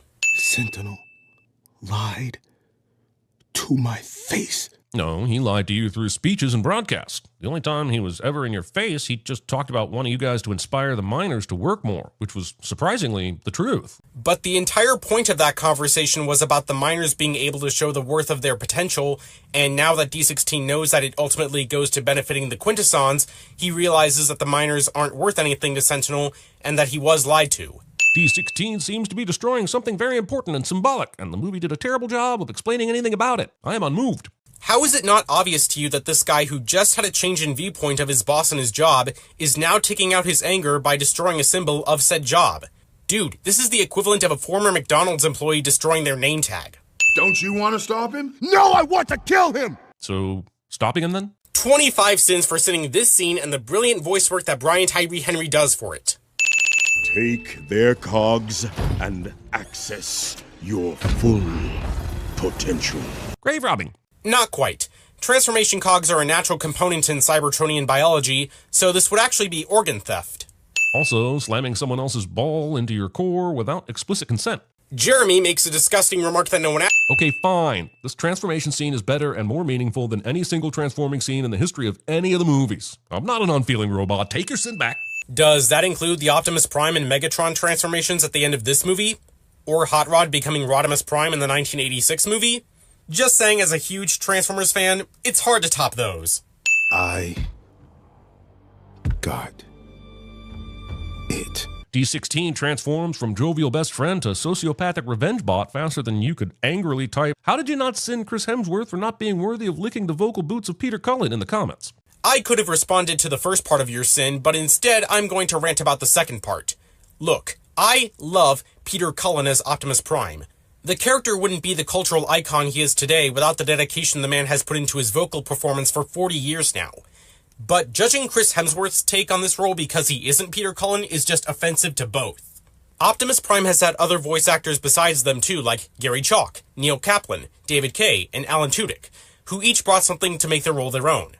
Heck, the characterization of TF1 Optimus is so different from any of those that I can't imagine Peter Cullen's heavy inflections of a wise old sage and a war veteran fitting this version. Chris Hemsworth pulls off the dumb but kind-hearted jock vibe of this Orion Pack / Optimus Prime very convincingly, and he even went as far as to say that he tried not to copy Peter Cullen. When I first got the phone call from Lorenzo Bonaventura, the producer, I was like, I don't want to follow or try and mimic what Peter Cullen's done. He said, that's not the goal, we don't want that. So no, Chris Hemsworth is not licking the vocal boots of Peter Cullen, and not every Optimus Prime needs to be like the original. And if any G1 purists say otherwise, you're getting blocked in the comments. Not trusting us to know it's an alien planet without showing us that it has more moons than we do. But in the original Transformers mythos, which again, you sinned the movie of, Cybertron has always been shown to have at least 2 moons. Who exactly are you guys? I think there are a group of rebels added into the movie about 2/3 of the way in to make sure the film gets to a feature-length runtime, and also to give us a much-needed hit of nostalgia for some of the bots we remember from our childhood. Am I close? No, the Cybertronian High Guard are here in this story to serve as a piece of motivation for D16's character development, and to set up the rise of the Decepticons that we see in the post-credits scene.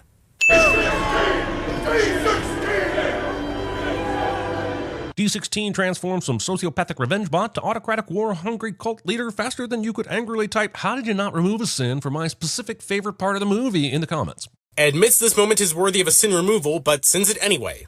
Those Energon trains will be heading back to Iacon. If we intercepted one... Hell yes, I can reroute it. The trains that have been hard to track? The trains that were present outside of the Prime's Death Cave sometime yesterday? The Death Cave that they no longer are near because they were captured and moved to Starscream's hideout? But somehow they'll know the way to get wherever the magic trains are to complete this mission. It's implied during the interrogation scene that the High Guard raid the Energon trains when they come up to the surface, which is how they've been able to survive here for 50 cycles. Meaning, they're the best at knowing how to find the trains for this mission. Megatronus was the coolest Prime! False! Despite Sheldon's full-throated defense of 73, 41 is the coolest Prime. It's just sexier. Dare you to find a sexier Prime than 41. You can't! Nah, I'm with Sentinel on this one. Megatronus is the coolest Prime. Not only did he get a sick-as-hell new leader class figure this year, he also got his name in the title of a Michael Bay movie. Yeah, that's right. This guy is the TF1 version of this guy. Oh, and the fact that he, and Sentinel, die in this film is proof positive that this is a separate continuity from the Bayverse. But as you can see, everything is different now. Flashing your cogs in a public setting without explicit consent, or the opportunity to receive beads in return. I'm gonna count this as Jeremy says boner. Check out this amazing shot of the two forces. Oh, we're done with that angle already? Can this movie please just sit still for 1 second during the action scenes? Jeremy yells at the screen cliche. Oh, that's intense. It also makes no sense. Why would all these eyes be closed for the majority of time and only open now for this big reveal? Does she only open them up when it's time to freak out the audience? Yeah, I'm gonna remove a sin for this only because I complained about it too in my review of this movie, and I'd look like a hypocrite if I didn't. It's not so much actually a movie sin as it is with me. Battle mask! It appeared when this guy tried to... Knife hands? I have knife hands! I don't care if Jeremy removed a sin for this. That fucking laugh. I said don't break her! Orion appears to be watching Alita battle angeling from the tower, and I'm certain he has better things to do than micromanage.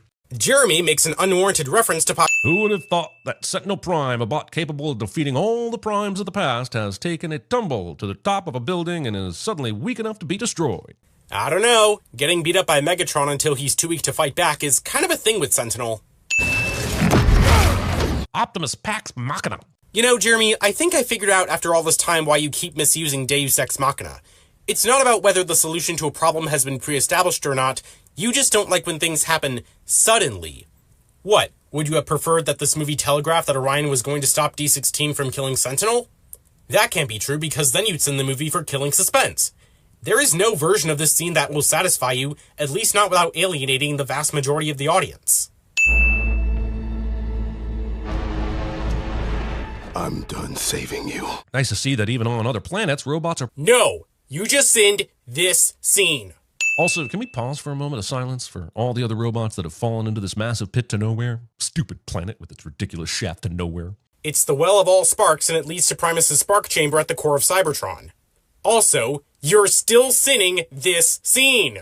Your noble sacrifice for the greater good has proven you worthy in the eyes of Primus. He's fucking unconscious. Maybe wait until he's online to tell him he's Robot Jesus. Sinning this scene too! Optimus rips off Megatron's appendage and smacks him with it. Megatron rolls over the top of it and absorbs it back onto his body, and now I'm even more confused about how they repair. Acknowledging what is happening on the screen cliche. I would have not bothered to cover this in if you had just led with the question about the repair part. I am Optimus Prime. Chris Hemsworth is not worthy of licking the vocal boots of Peter Cullen. And I'm not worthy to lick the CinemaSins sitting boots of a certain avian-themed YouTuber, yet here I am anyway. Then again, he'd rather make videos about grifting now, so I might end up stealing his lunch. It's worth asking, how long will Fox keep using the 20th century logo in the 21st century? Will they be watching a screener in 2345 and some intern will finally pipe up, you know, we really should update that, and the studio heads will nod quietly in collective realization? Well, this didn't age well. A few years after you made this video, the 20th Century Fox media conglomerate was acquired by Disney and renamed to 21st Century Fox, while its film studio became 20th Century Studios. The 20th century part of the name was kept as part of its legacy because it was founded in the 20th century and was meant to feel contemporary for the time. What I'm saying is, fuck Disney for buying out Fox. Nice try, DreamWorks, but you're not going to distract me from noting this 47 seconds of two logos. Nobody cares. Nobody cares. Once Upon a Time. Yet another DreamWorks movie opens with a shot of a storybook on Once Upon a Time riff. The only thing left to do to ensure brand loyalty is to now show a montage of a character doing disgusting Shrek-style poo things. I'm pretty sure that people who went to see this movie weren't doing so out of brand loyalty or expecting it to be like Shrek just because it's DreamWorks. Need I remind you that they also made the Prince of Egypt and the How to Train Your Dragon films? Those are very tonally distant from this or Shrek with very little toilet humor. Eating a troll made them feel so happy. They started a tradition. I'm not surprised. Trolls are apparently 40% hair and 60% pure MDMA. Jeremy spouts nonsense that has nothing to do with the movie cliche. Once a year, every year, the Bergens would gather around the troll tree to taste happiness. But why once a year? If eating a troll makes the Bergens feel so good, wouldn't they be gobbling them up by the bushel? You know, there's a Bergen named Larry that's totally addicted to that shit and is sneaking them off in a Ziploc bag or something and binging at home. Because if the Bergens ate the trolls year-round, they would deplete the population faster than the trolls can reproduce. The troll tree is the only source of trolls in their village, and even taking into account the other troll societies that we see in the sequels, they're too distant from each other and Bergen Town to be worth going after. Seriously, the Bergens eat trolls and shit, but they also have a donut shop? Doesn't that shit make them happy too? How can you sadly eat a fucking donut? Maybe they eat donuts the way that we drink alcohol. It doesn't make their sadness go away, it just suppresses it. This would mitigate the demand for trolls when it's not trollstice, as talked about in the previous sin. Their lighter fluid looks more like Nickelodeon slime than lighter fluid. Wait, maybe that is Nickelodeon slime and we just didn't know how flammable it was. That really changes the tone of Double Dare. That's not a sin, that's a dumbass observation. As there is one amongst us who has never tasted a troll. Oh, me! She's talking about me! Wait, Prince Gristle is less than a year old, and he can ride trikes, walk, and talk? With that kind of growth rate, the older Bergens should be in wheelchairs by the time they're 25. Or, different stages of Bergen aging progress at different rates. Kinda like how Baby Yoda is 50 years old and still a baby, even though his species can live to be approximately 900 years old. Please make me happy, Princess Poppy. What the hell are the grills for, then? Because some Bergens like their trolls raw and others cooked. Dude, have you never been to a food festival where they have the same meat, fruit, or vegetable served in different ways? 5 minutes in and we already have our second underwear sight gag. DreamWorks, you do you. Jeremy acknowledges what is happening on the screen cliché. If it were this easy to escape the troll tree, why didn't they do it long before now? Because Trollstice is the one day of the year when all the Bergens would be gathered around the troll tree. Had they done this on any other day, there would have been a chance that they'd be caught by any Bergens on the outskirts of town. She is hereby banished from Bergen Town forever! I know King Gristle is looking for a scapegoat, but why is Chef the one that's banished? I mean, she just cooks the trolls, right? She can't be the only one in town checking in with them on the regular. Just because the chef cooks the trolls doesn't mean that's her only job. For Christ's sake, she even says so in a scene that you cut out. Please give it up for your keeper of the trolls! Keeper of the trolls! Keeper of the trolls! This is where we will rebuild our civilization. Unless we've just had a massive time jump, they couldn't be more than a day's walk from Bergen Town. Given their tiny legs and the fact that many of them were slow during the escape, I would think this new spot is about a half mile from certain Bergen death. Poppy and Branch's trip through the jungle later in the movie does suggest that it was only a day's walk. That's probably all they needed, since most Bergens aside from the exiled chef are too depressed and lazy to even go out searching for trolls beyond Bergen Town. And sweet acoustic! Huh, I half expected to hear Smash Mouth's All-Star. Oh, shut up, you would have seen them for that too. Also, a Trolls movie in 2016. Wait, a strike while the iron is hot. I don't think this film was made to capitalize on the craze of the Troll doll toys. DreamWorks just had the rights and thought it would make a good movie. I mean, this is a company that has made movies based on books most of us have never heard of. You also contradict this sin towards the end of this video when you claim that the movie was made because of the song Can't Stop the Feeling. Also, 7 minutes and 32 seconds into the movie is when we get the title of the movie. That's like 8% of the movie already. And Lilo and Stitch waited over 10 minutes before that movie's title showed up. That was almost 12% of that movie's 85-minute runtime. And you didn't complain about it in your video for that movie. Not that it matters, because plenty of other films, animated or not, similarly don't have their titles extremely close to the beginning or wait until the end to show them, like Transformers 1 and the How to Train Your Dragon films. And now every troll is free to be happy and live in perfect harmony. Why do princesses always get stuck watching the Village Kids? They didn't have anyone else who could read from the sacred book of exposition? I would figure learning about a tragic event would be most impactful if you were told by someone who was a close relative of, or someone who actually was there and experienced it. Those of us who had a Holocaust or 9/11 survivor visit our school can attest. What the hell are these little things? They're not trolls, and they weren't in the rescue party from 20 years ago. So the troll race must have enslaved, trained, and domesticated an entirely new species for transportation and acoustic drumming, which is pretty goddamn gruesome. First, it wasn't a rescue party. It was an escape party. And second, be honest, Jeremy, if I told you that this thing is called a woofer bug, would you actually care? And yes, the trolls did domesticate them, which is not gruesome or unbelievable in this cartoon fantasy world. I could hear you from a mile away. If I can hear you, so can the Bergens. But they haven't. The trolls have presumably been doing routines like this for 20 fucking years with not one of those fuckers hearing them. Branch's point here is that Poppy and her friends have never been loud enough in the past 20 years that they could be heard from a mile away. And it only makes sense that they're so loud now because this is a warm-up for an even louder party that they're going to throw later. I don't do happy. But why not? Yes, he's had a traumatic event in his past, but he's a troll, and trolls seem to be genetically predisposed to happiness, but Branch is all rebelliously sad. That's like a cow consciously deciding not to produce milk. You have answered yourself and shown that you are aware of Branch's trauma explained later in the movie. It's not that he and the other trolls are predisposed to happiness, Trolls are capable of showing a complete range of emotion, but the life and society of these pop trolls is happiness-centric.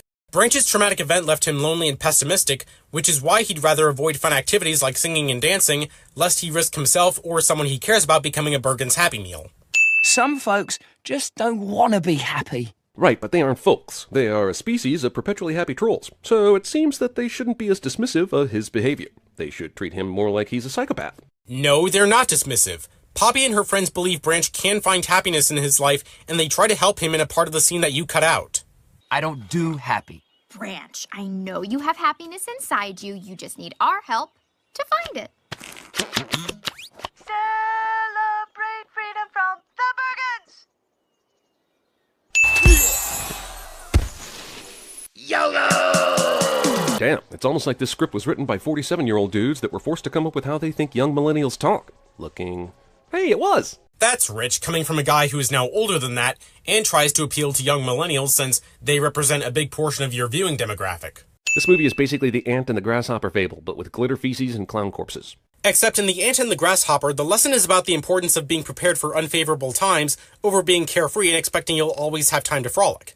In this film, the lesson is that Branch's preparedness, while justified, keeps him from finding happiness and building personal relationships, which gets expanded upon in the sequels. Also, Poppy is overexcited, but she's not an idiot, right? The music and noise is one thing, but why would she authorize this obvious glitter flare within range of everyone nearby to see? No, she is an idiot. Poppy's character flaw is that she's arrogant and doesn't think that her decisions will bring about any danger to herself and her people. She didn't think that any Bergens would be in range to even see this firework because no troll knew that the chef was banished and searching for them. So the chef has been rogue for the last 20 fucking years, but hasn't had a whiff of troll until now? And she's right next to them? Because the trolls had never thrown a party this big before that would alert the chef to their presence. And she was not right next to them. Your footage shows that she had to use a telescope to even find Pop Village. It's pretty, but I think this troll village is a little more Pandora than the filmmakers intended. Jeremy sends something he likes and makes an unwarranted reference to popular culture cliché. Gotcha. Really, movie? Can there not be one animated non-Pixar movie that doesn't have the character poops when scared cliché? I would say you're better than that, but after previously watching this, I know that not to be true. So carry on, I guess. I can name a hell of a lot more than one. Actually, all the films that I mentioned earlier never had poop or fart when scared jokes, like Lilo and Stitch, Transformers 1, The Prince of Egypt, the How to Train Your Dragon films, as well as more DreamWorks films like Puss in Boots: The Last Wish, The Wild Robot, and Ruby Gillman Teenage Kraken. And let's not act like Pixar is above toilet humor in general. Nice. Poppy's hair somehow has the strength to tug firmly against Chef's grasp, even though Chef's been picking up the other trolls by the hair until now. But as you're clearly showing, the chef isn't trying to pick up Poppy by the hair. Creek is the one holding on to it to resist being pulled away. And setting aside the fact that this is magic hair in a cartoon fantasy world, hair can be incredibly strong. So the thing that actually made this rescue attempt fail was his grip strength, or rather, lack thereof. Chef has access to many other trolls if she'd just spend a little more time looking for them, like, she's been doing for the past 20 years. But they scattered like roaches, and she wouldn't have been able to fit them all in her one fanny pack anyway. The real sin is that the only trolls that she caught just so happened to be all the ones in Poppy's closest, already established friend group. Celebrate freedom from the Bergens! Branch decimated this invitation when Poppy gave it to him, but it's magically without a scratch here because we need a reason to like this character. Scrapbooking and greeting card making are regular parts of troll culture, so much so that even a recluse like Branch would naturally know how to repair one. The fact that Branch even went to this effort adds to the movie trying to get us to like this character. Also, Grump secretly wants to join the fun cliché. Jeremy invents a cliché that he'll only ever use for this one-time cliché. Will you go to Bergentown with me and save everyone? There are still, 30 trolls left in the village, but Poppy goes to the one dude that doesn't get along with anyone to ask for help. Because he knows more about Bergens than any other troll. I mean, he's only been preparing for a Bergen attack for 20 fucking years. And it's my fault they were taken, and now I don't know what to do. Why don't you try scrapbooking them to freedom? Jesus, this movie cast maybe the two most likable leads in the world, but gave them such huge character flaws that it's impossible to root for either of them. First, sending something you like cliché. And second, you're yet again misunderstanding why movies try to make us root for certain characters, even though we don't have to. Flaws aren't supposed to make us like or dislike a character, it's how they develop and overcome said flaws that connect them with an audience. Even narratively flat characters like Obi-Wan in the original Star Wars trilogy or Sonic in pretty much all of his video games can still be likable despite having flaws. Hey, anytime, Poppy. See you in 10 years. Branch clearly doesn't expect Poppy or any of the trolls to live that long. Narration. This journey to Bergentown is suddenly fraught with peril, but just 20 years ago, the king lit a bunch of slow-ass trolls out here in less than a day. Were there many more trolls that didn't make it during the trip that we don't know about? There were, but that doesn't necessarily mean that they died. As we found out in Trolls Band Together, that Viva and a group of other trolls didn't make it out of the tunnels with the rest of the escape party, and went a separate way until they took refuge on an abandoned Bergen golf course. Poppy's walk to Bergentown takes her through an acid rainstorm, a desert, and a f***ing blizzard within the span of one day. Narration. Again. Branch Ex Machina. Jeremy misuses Deus Ex Machina when something happens suddenly cliché. Poppy, hang on! Branch must have been following Poppy throughout this journey, right? And if so, he's casually watched her get threatened with fire, eaten, pooped into an egg, and poisoned, but chooses now to get concerned about her well-being. Branch was hesitant to even go on this mission at first, which gave Poppy a head start. This is him only now having caught up to her in the nick of time. The real sin is this troll panty shot. They're alive, Branch. I know it. You don't know anything, Poppy. And I can't wait to see the look on your face when you realize the world isn't all cupcakes and rainbows. Why did Branch come on this excursion then? I know he wanted to get away from the hugging and singing at Trolltown, but he could have gone anywhere else. You partially answered yourself with the singing and hugging bit, but the other reason Branch decided to go is because he cares about Poppy's well-being and actually likes her. And I don't blame him, she's Anna Kendrick in troll form. I mean, they made it obvious earlier that Branch likes Poppy when he repaired her invitation along with others, and when she visited the bunker, Branch embarrassingly tried to hide them like a teenage boy hides his collection of supermodel magazines. Wait, that's a boot, and fast food litter, and a car tire. There are humans here? Or there were humans, which is the more disturbing option? These all likely came from Bergentown since this is on the outskirts of it. While Bergens mostly walk around barefoot, we know from the roller skate later that shoes are not a foreign concept to them. That roller rink also serves food, so that and the donut shop you pointed out earlier would explain the fast food litter. And Bergens do have vehicles like the motorcycle that we see Bridget and Gristle drive in Trolls 3, so that explains the car tire. One of these tunnels leads to the troll tree, and the others to... certain death! Yeah, but doesn't the troll tree also ensure certain death? I mean, that's where the trolls have been picked for Bergen food for many years. Except Cloud Guy isn't referring to them certainly dying. As shown in the Trolls The Beat Goes On Netflix series, certain death is actually the name of a character. Now I'm thinking we hug. Movie continues to derive humor out of various characters soiling themselves in terror. Jeremy acknowledges what is happening on the screen cliché. Wait, you're telling me there's only one Flurg restaurant in town, but there are 3 Narnars? Pointing things out on the screen cliché. Also, Narnars are like the McDonald's or Starbucks in Bergen society. They're as miserable as you, which means they haven't eaten a troll yet. So what you're saying is, if a few of them eat trolls, then they will all be happy. I would assume that would only make a few of them happy, and the rest of them extremely resentful. I know you're trying to milk a semantics argument out of this dialogue, but you know damn well that she meant that because none of the Bergens are happy, none of the trolls that were captured have been eaten yet. I am their king. What happened to the John Cleese version of the king? It's been 20 years, sure, but young Gristle is under 21 at this point. He couldn't have been that old, and who knows how long the Bergens live. I want answers to these unimportant questions. As this film's target demographic can easily infer, Gristle Sr. had passed away, hence why his only son is now king. And while he could have died of old age, it could have just as easily been cancer, heart disease, or a freak accident. The reason isn't important, but the fact that he's absent is because it influences Gristle's growth as a character. We must all remain calm. Especially since at least 3/4 of you could simply fit between the bars of the cage and just walk the hell out of here. Sorry, Biggie. Can you even count, bro? There are 9 characters in this cage, if we're counting Satin and Chenille separately and not counting Mr. Dinkles. So the fraction should be 8 9s.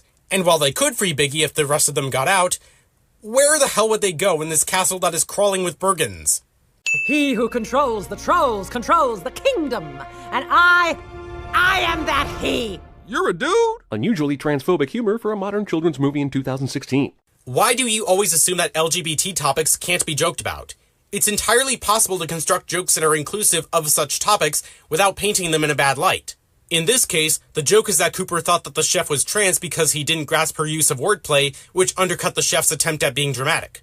There's nothing phobic about this.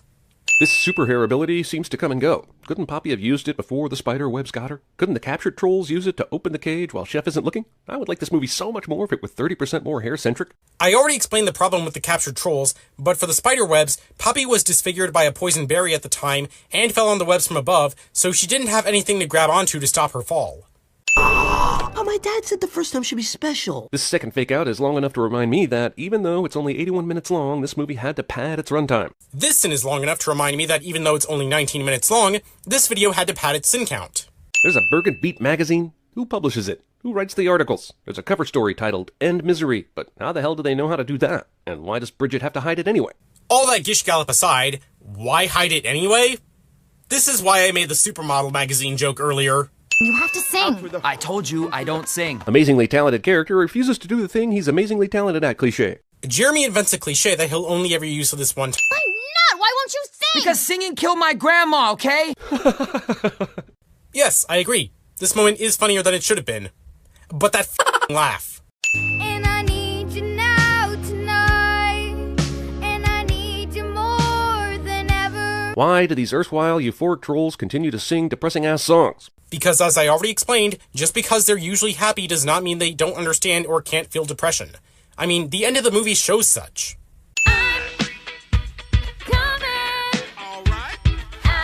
At this point, you could tell me I'm watching the movie Sing, and I would totally believe you.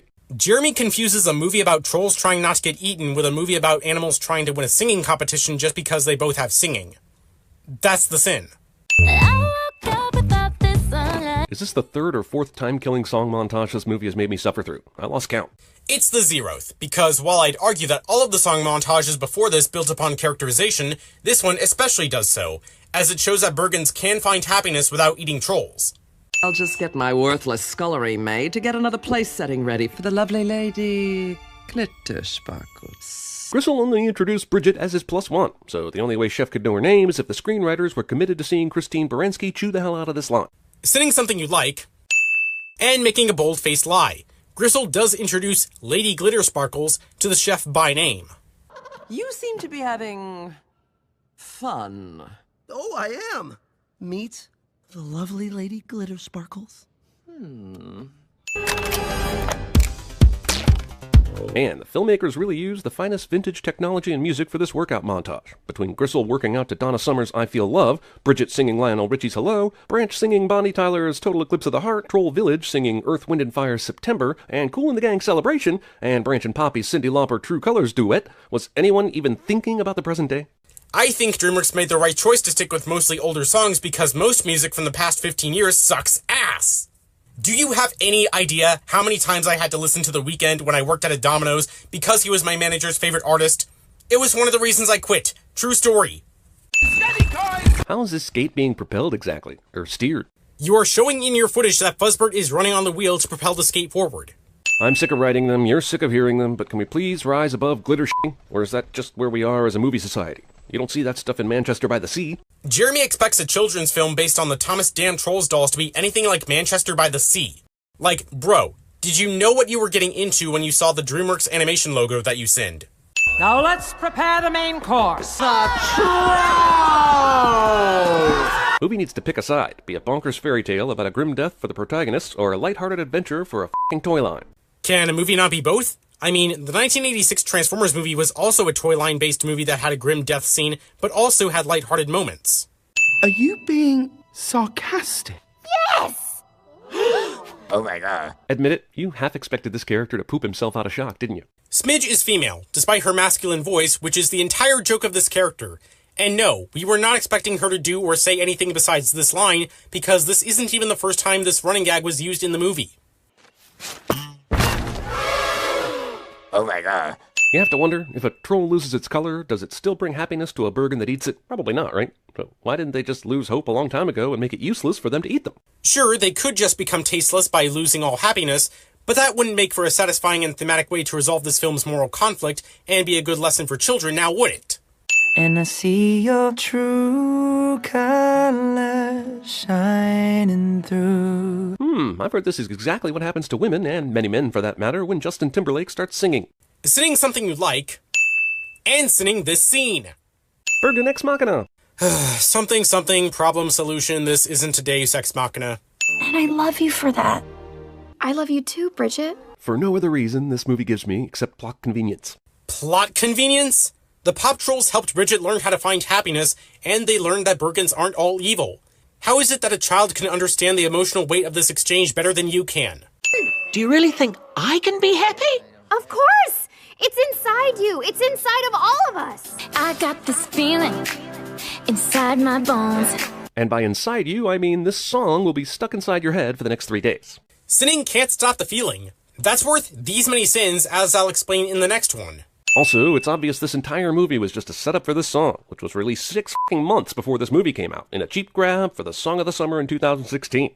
No, the movie had been in production for far longer than 6 months. The song was written and performed by one of the lead actors and released 6 months ahead in order to promote the movie, not the other way around.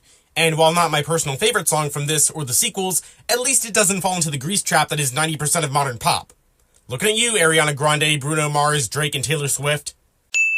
Comcast. Damn it, Marvel. You've got every studio thinking they can pull off this look at all the stuff we made legacy logo bullshit. Calm down, DreamWorks. You've already got 3 Boss Baby scenes in this uninspired collage for Shrek's sake. So which is the sin here, the logo being like Marvel or that there are 3 Boss Baby scenes? I know Boss Baby is low-hanging fruit for DreamWorks haters, but if you're going to sin for quantity, Turbo and Abominable are represented at least 4 times in the footage you're showing, and so are the Penguins of Madagascar if you count their appearance in this clip from Madagascar 3. Also, a total of 45 seconds of logos, most of which are solely an excuse for the DreamWorks overlords to blow each other. Now that they've all finished and cleaned up, we can finally start the show. Jeremy makes a disgusting remark that no one asked for cliché in a logo duration sin that no one asked for. Once upon a time, there were 2 trolls. Once upon a time narration cliché. And after consulting the official Book of Sins, I believe that adds up to be roughly, carry the 5, solve for P, cross, multiply. Skip. Damn it, I was not alerted to take a massive amount of drugs before the beginning of this movie, and I'm very angry that I now have to pause it for approximately 37 minutes. Ah, now we see why Jeremy's ability to sin movies has gotten worse. Don't do drugs, people. You don't want to end up so brain-wrecked that you mistake anything for a Deus Ex Machina. This techno-troll raid was about as awkwardly misplaced as the dance orgy in The Matrix Reloaded. Jeremy makes an unwarranted reference to popular culture cliché. Queen Barb, of the Hard Rock Trolls. Nonsense! Everyone knows that rock's been dead since the advent of nu metal 25 years ago. Wouldn't that be a sin for nu metal? No offense to anyone who likes Korn and Slipknot, but I'm more of an 80s glam rock, 90s soft rock, and grunge guy myself. Just a reminder, this entire musical battle with crystal clear stereo fidelity is happening underwater. Just a reminder, this is a cartoon fantasy world where trolls have magical powers tied to music. They're Scott Pilgriming the techno-trolls. Are these rock assholes one of the 7 evil X's? And so soon after the last one, Jeremy makes an unwarranted reference to popular culture cliché. You know how Hamilton starts off with a musical number about the protagonist and gives you pretty much all the background you need to start in on an engaging story? Yeah, the first 5 minutes of this movie is the polar opposite of that. Well, there's not a lot of this sequence that you're allowed to show anyway without getting copyright claimed, so you didn't show everything that does give background to these pop trolls. Like the fact that it's established during the sequence that Branch has a crush on Poppy, and that the pop trolls themselves live in a very happy way. This also adds to the feeling of bleakness later when it's shown that Barb had attacked Pop Village. Dude, even Justin Timberlake's avatar here looks like he's bored with just going through the motions in this sequel for another paycheck. Pep it up, JT! I don't understand what gives you that impression when A, Justin enjoys working on these movies, as shown in behind-the-scenes material, and B, the expressions and motions of the characters are matched digitally, so their ability to act is only limited by the animators at DreamWorks, who I think go underappreciated. Kids!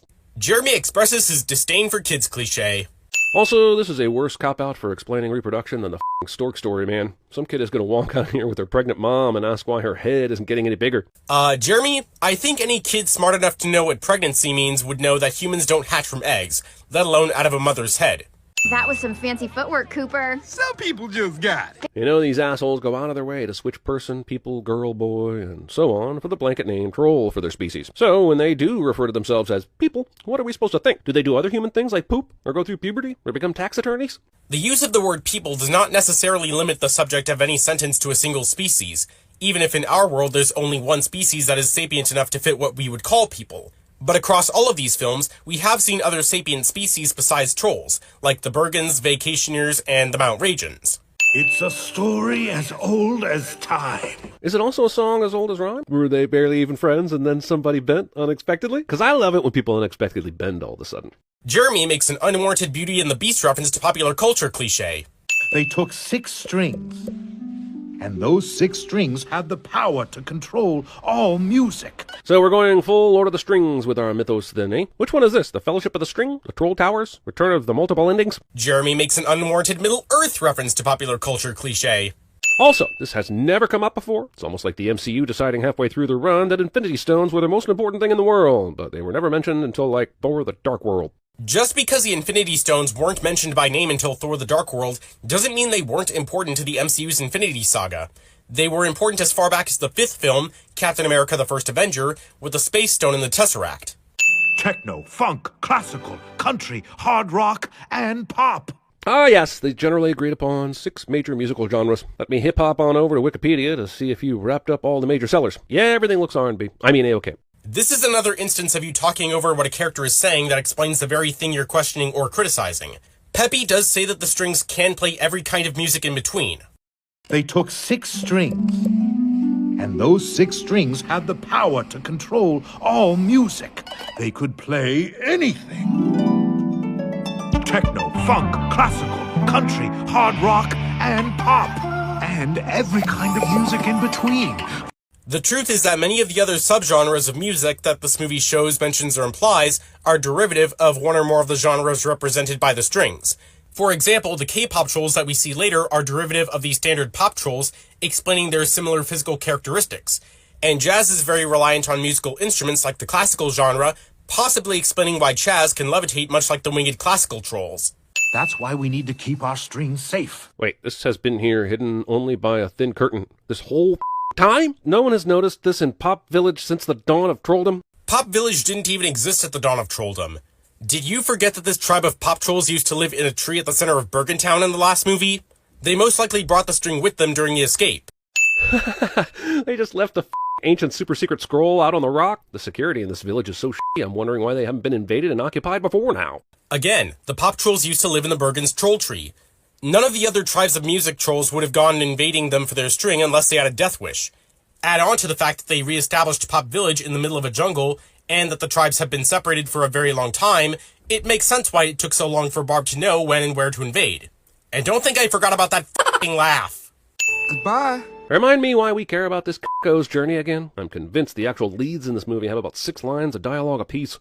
Because Cooper is a funk troll. This film explains why he was the only troll like him that we saw in the first film, because later we see the tribe that he came from.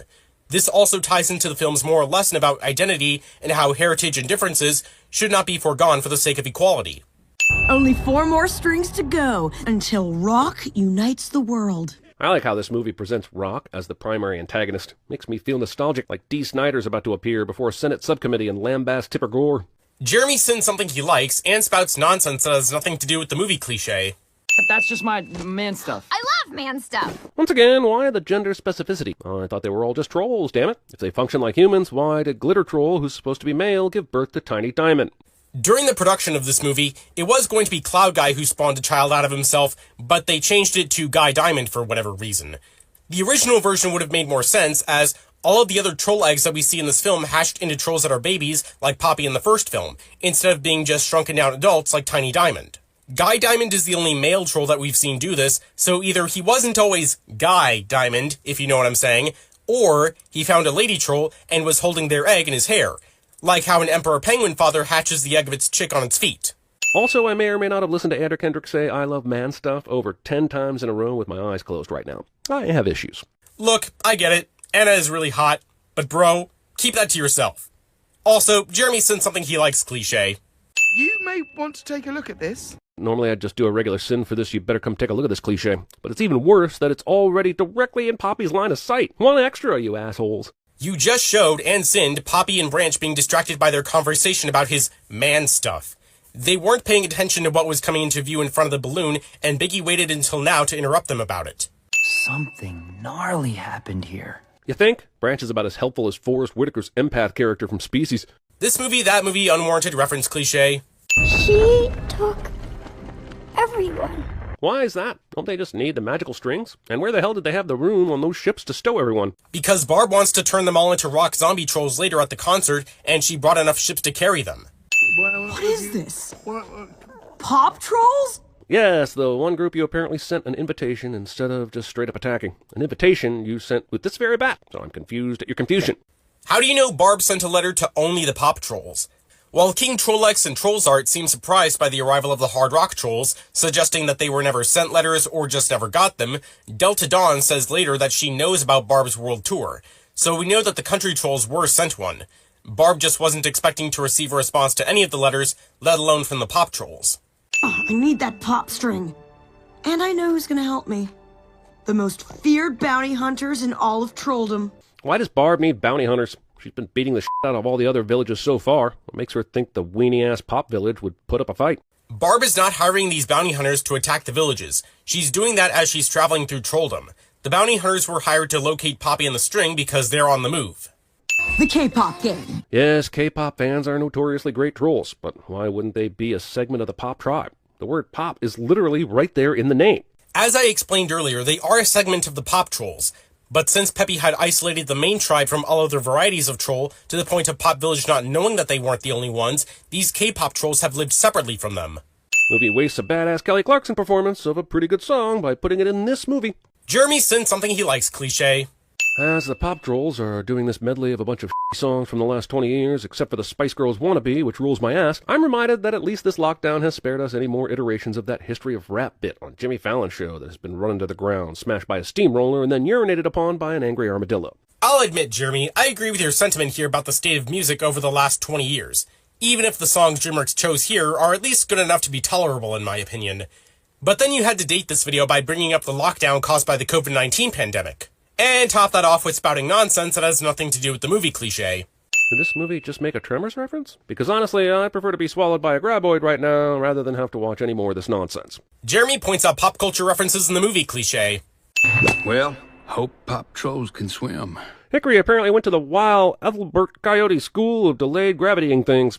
I'm not even going to sin Jeremy for not understanding that this is a cartoon fantasy world that is more whimsical than most other DreamWorks franchises, and instead sin him for another pop culture reference. I don't know which one's more tiring at this point.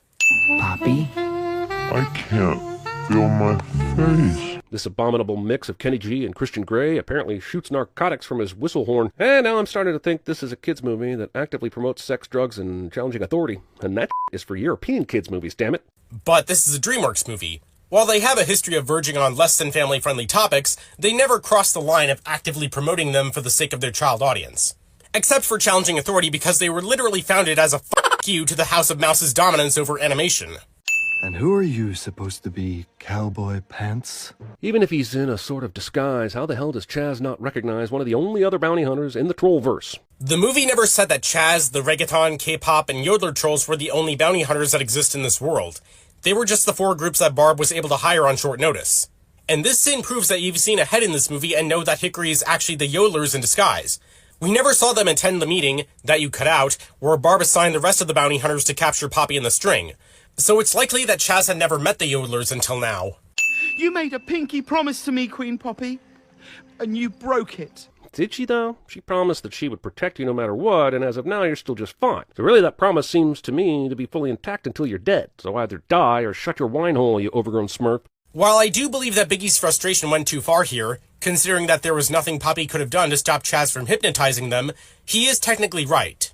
Chaz would have handed them over to Barb were it not for Hickory's intervention, and Poppy is both unappreciative and doesn't take responsibility for the fact that this entire mission that got them in danger was her idea. As much as she cares about Biggie, Poppy never should have guaranteed his safety in the first place, but did so because she expected the mission to go her way instead of considering what everyone else wanted.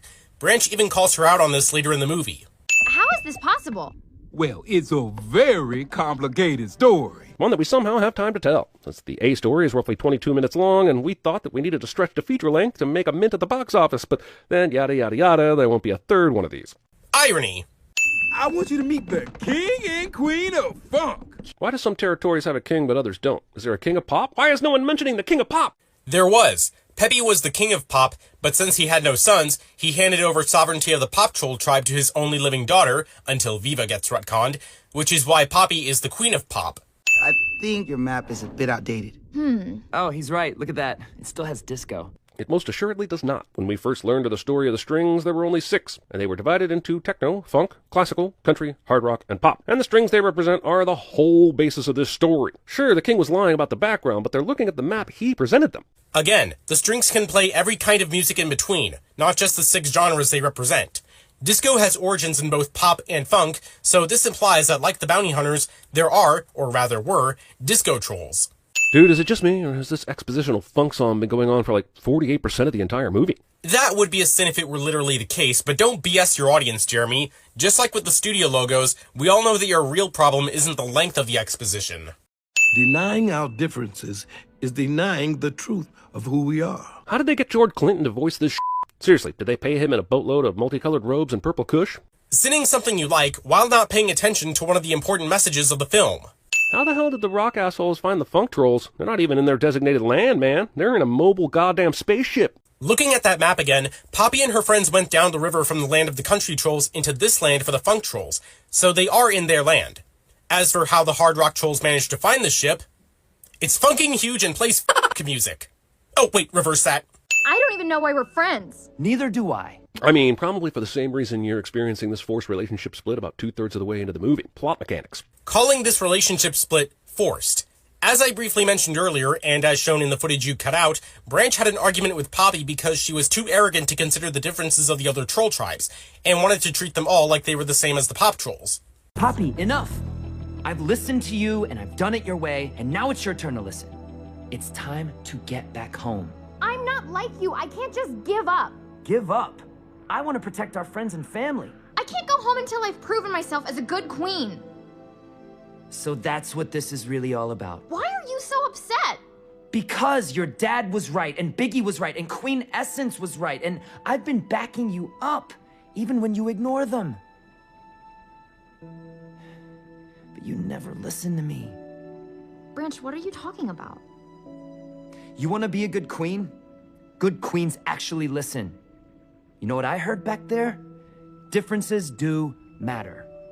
Oh look, there's Branch singing a sad song after he had a superficial beef with Poppy that will almost immediately be squashed. It's almost like I haven't seen this in every animated kids movie in the last 25 years. Not only do you, again, fail to grasp the emotional weight of a scene like this and call it superficial, sinning perfect for me, which is even sadder than the True Colors scene in the first movie, and even made me cry. 20 sins! If you want him, you're going to have to dance for him. So both of these bounty hunter groups were able to track Branch down, but their main target, Queen Poppy, is like steps away and they're seriously fighting over who gets to keep the wrong guy? Because they believe Branch can lead them to Poppy, who is not actually steps away. She and Branch went in opposite directions and put a lot of distance between each other in the time since their argument. All music should be saved. All right, okay. I'm listening, Pop Troll. So that's all it took to convince these hardened bounty hunters? Nobody's ever mentioned this to them before? These trolls are bounty hunters. They only cared about their own interests, which was to save their music. You also cut out a part of this scene that explains why they decided to turn against Barb. Branch got them to question their loyalty to her. Why does Barb get to decide which music gets to be saved? All music should be saved. The final notes of pop.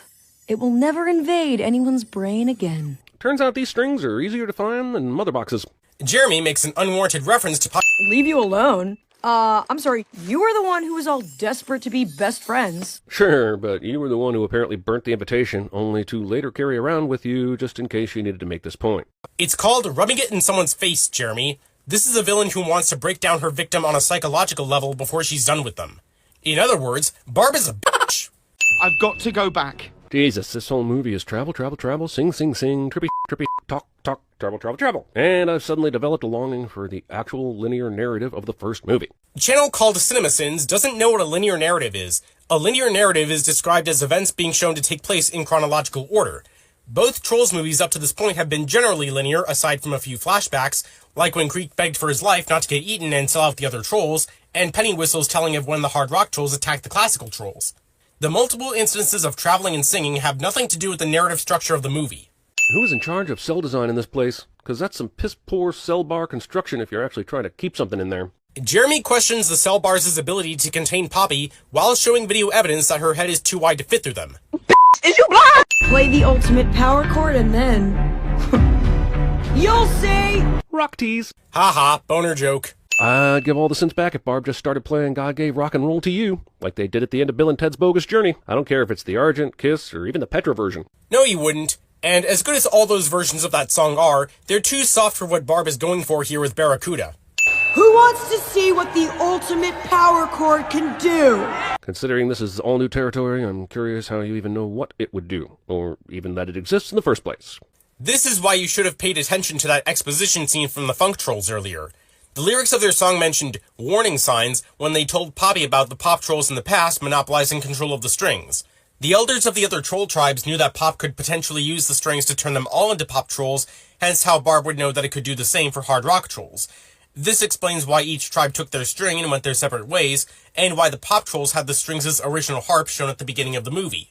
So, to summarize the last few minutes of the movie, Barb is turning all the non-rock trolls into rock zombie trolls, and I guarantee you it's only so they can merchandise some goth trolls to vulnerable kids after this came out. Who gives a shit? This look is dope and I need a toy of it because I'm a vulnerable adult when it comes to merchandise. Who wants to party?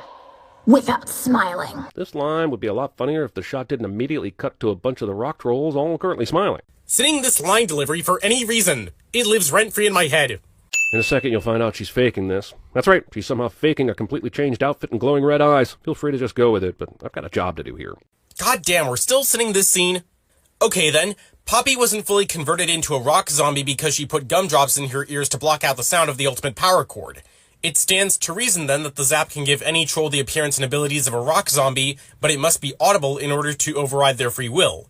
The real sin is that this works. I would know. I saw Poison, Def Leppard, and Motley Crue in concert a few years ago, and that shit vibrated throughout my entire body. You will hear it no matter how good your earplugs are. That's right, the music was in you the whole time, and not a single bit of this entire movie mattered. Sure, I'm glad we spent all that time going over the history of strings and such. And this misunderstanding is why the Trolls movies are actually good. It's better that the Trolls do learn that each of their types of music were always inside them, because the most emotionally impactful moments in any story are not driven by tangible things, but rather intangible qualities that grow the characters or represent something to the viewer. The first movie did this with how the Bergens were able to find happiness, this movie did it with learning to embrace other people despite their differences, and the third one does it with family. It's all right, Barbara. Just let everyone be what they want to be. Seems like Daddy Ozzy's been on board with this plan all along, so why'd he let Barb run amok this long? Yeah, she was 2 gumdrops away from f***ing the whole world up. This is open admittance that you knew why Poppy wasn't fully converted into a rock zombie, but pretended not to know anyway to bullshit the sin out of it. And it's even more egregious based on what you said in Sin 67. Gumdrops. Soundproof and delicious. Gumdrop shadowing. You know, I was going to take a sin off for the good message of merging all the types of music into... And let me stop you right there. No, you weren't. Shall we? Wow, that's intimate. I'm pretty sure this is the troll version of anal. Jeremy makes a disgusting remark that no one asked for, cliche. Closing credits contain no Can't Stop the Feeling. Oh, you like that song, huh? That's not what the last video said. Also, it's obvious this entire movie was just a setup for this song, which was released 6 months before this movie came out, in a cheap grab for the Song of the Summer in 2016. Ha! You've been caught flip-flopping. Take that, insert name of U.S. politician here. Comcast. The DreamWorks Moonchild isn't waving goodbye to Shrek permanently in this scene. Why would they? Shrek has another movie coming out in 2027, provided that DreamWorks can redesign the characters, mainly the anorexic donkey, and not get any more public backlash that would delay the movie again. The Shrek fanbase is harder to please than your college girlfriend. 1 minute to showtime! This concert will not start for another 2 minutes and 35 seconds, and no one even mentions they're running late. Dude, have you ever been to a concert? Singers very often show up on stage later than they're supposed to, either because of technical reasons, building up suspense for the audience, or getting mentally prepared for the performance like what Floyd helps Branch with in just a moment. All right, guys, we're gonna open with Girl Baby Baby and close with Baby Baby Girl. Wait, no, that doesn't sound right. Not finishing your set list until there's somewhere between 1 minute and 2 minutes and 35 seconds before showtime. Ignoring the fact that this is played for a joke, I'm counting this as a double sin for you reiterating the time they have before they go on stage. I remember that I'm with my brothers, and that when we come together, there is nothing that we can't do. Look, coming together is great, but there are many things that remain undoable no matter how synchronized you are, like using a noodle fork to eat a 3-ton boulder in less than 5 minutes, or swimming to Pluto, or making fun of Taylor Swift publicly and surviving it. This is why I ended the Trolls 1 video the way that I did. I didn't get a single threatening comment about my roasting of Taylor Swift, among other artists, and I had already done the same for P. Diddy in the Alvin and the Chipmunks video. The Fun Boy! The Fun Boy? Is that a boy pun? I swear that's a boy pun. Now I just want a full movie about Clay's exploits off the stage. Knowing DreamWorks' lowbrow sense of humor, why would that be a sin? And in classic DreamWorks fashion, Clay's fun boy persona gets subverted when we find out later that he's actually pretty boring. So his offstage exploits went about the same as yours did with your college girlfriend. We're experiencing some stuff. Thing I was told when my last Southwest Airlines flight was delayed by 5 hours somehow makes it into the script. Jeremy spouts nonsense that has nothing to do with the movie cliche. Hey, at least we didn't fall. Character says it could have been worse, immediately followed by it becoming worse cliche. I know this is a pretty common cliche in comedy media, so I wouldn't be surprised if Jeremy has used it or something similar before. I'll err on the side of caution and not give him a sin here, but in any future instances, if I sin Jeremy for a cliche in one of my videos and he's actually used it before, or brings it up again in a later video, you guys are welcome to correct me and I'll remove a sin the next time. Anyway, I'll just ding the dinger and move on. Yeah, that's right. Bro going solo. YOLO. Whoa there, bro. Tossing YOLO to and fro has been an absolute no-no since years ago, you dodo. Much has been said about my hate for YOLO, and if you think stooping to this movie's level to make a sin out of it is the same thing as sinning YOLO itself, I've got 5 of them for you. Who the f*** chose this font and color for the title? I can barely read what I'm assuming says barred together. Even Yellow Comic Sans would have been better than this. Jeremy can't read cursive. Movie doesn't expand on the culinary arts of the Charna or the Narnar. Still pretending like you care about this, are you? I guess you hadn't let go of that Narnar sin from the first movie's video. You could say that again. Well, it only took us 10 minutes to hit our first glitter vomit. And if I'm being honest, I'm surprised we didn't have it by minute 3 or 4. That's some nice restraint, movie. I'd love to not sin you, but unfortunately, I do not have any of that. Oh, like you were specifically expecting this.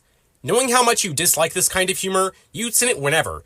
So don't try to pad the length of this sin by saying that having it as late as now is better than having it sooner.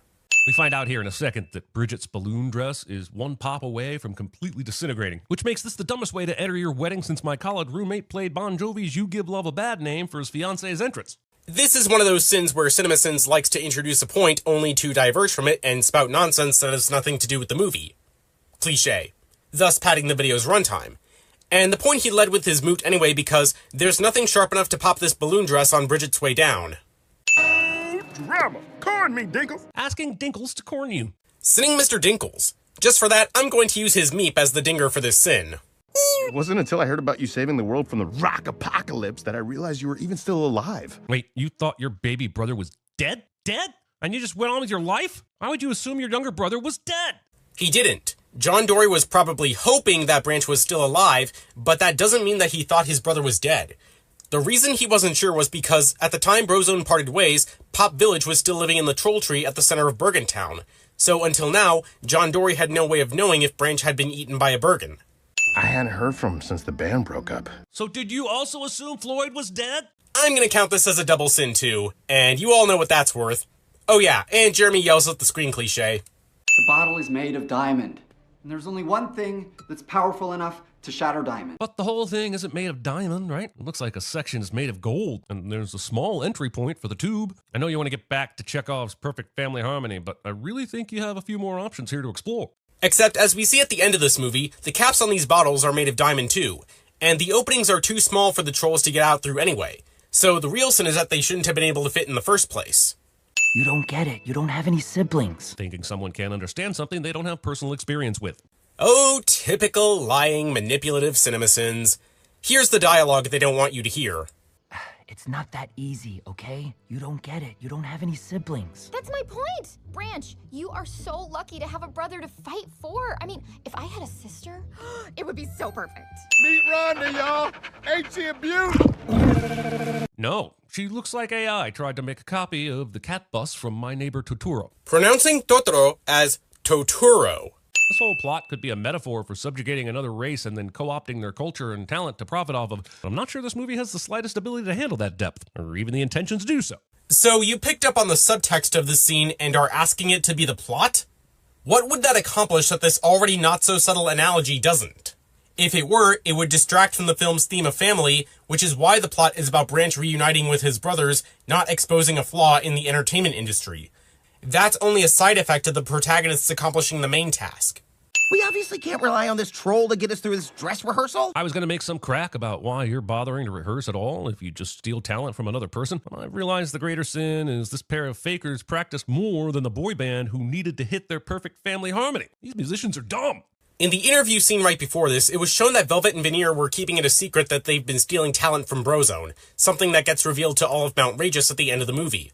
It would be suspicious of them not to go through the practice of rehearsing, and to make it look even more convincing to everyone else involved, they have to rehearse while using Brozone's talent. And I'm on a man-sized rite of passage. My man-sized rite of passage mostly involved my older friends tricking me into stripping, hitting the hornet's nest in the backyard with a hockey stick, and seeing how many stings I could endure before I cried. For the record, it was one. hornets. Literally, no one asked or needed to know that. So is no one going to talk about why this tiny, extendable driver's wheel is built into this vehicle that is also apparently the insides of a sentient transportation pet of some sort? Are the insides part of its bone structure like a turtle? What does it eat? Human food? Oil? The nightmares of children? I would assume that however this creature came into being, whether it be evolution by natural selection or creation by some unknown entity, the possibility of small drivers was an adaptation that proved to be useful enough to have. And if you're still confused about this thing, I'll remind you that this is the third Trolls film set in a world where many of the non-humanoid creatures function as vehicles or objects, like DJ Suki's Wooferbug from the first film and the hot air balloon from World Tour. Also, you yelled at the screen in this sin, but your subtitles weren't in all caps, or at the very least, have an exclamation point to accompany your question mark. Oh, the wedding wasn't just an excuse to shoehorn these characters in for a single scene? We're actually going to shoehorn them into the rest of the movie as well? Character bloat, thy name is animated sequels. The wedding wasn't the main reason for the movie including Bridget and Gristle. They are later shown to help Viva overcome her fear of Bergens, and Poppy grows to see Bridget like a sister after meeting her own. Hey guys, looks like I found some fellow rock climbers. You are not rock climbing, you are pastel macaroni climbing. Dude, these are pool noodles. And they function like climbing rocks because everything on this island is beach vacation themed. Having this much poof in your hair after you've been out surfing. On Orbeez, not fully liquid water. No tossing, okay? Too big to be tossed. You are not too big, as evidenced by this sentence being immediately preceded by a successful tossing. Another semantic sin, you know he meant that he's too old, not that he couldn't physically be tossed.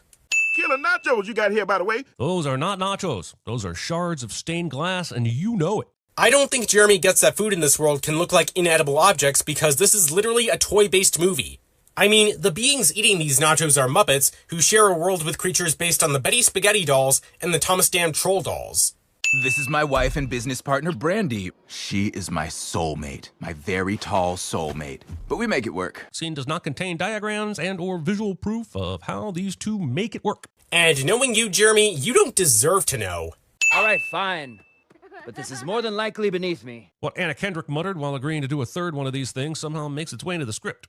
Across the board, everybody seems to feel like, oh, this is the best job I've ever had. Brozone, where'd they bro? I don't know. We're gonna find them! No joke, I'm like, this is my favorite job.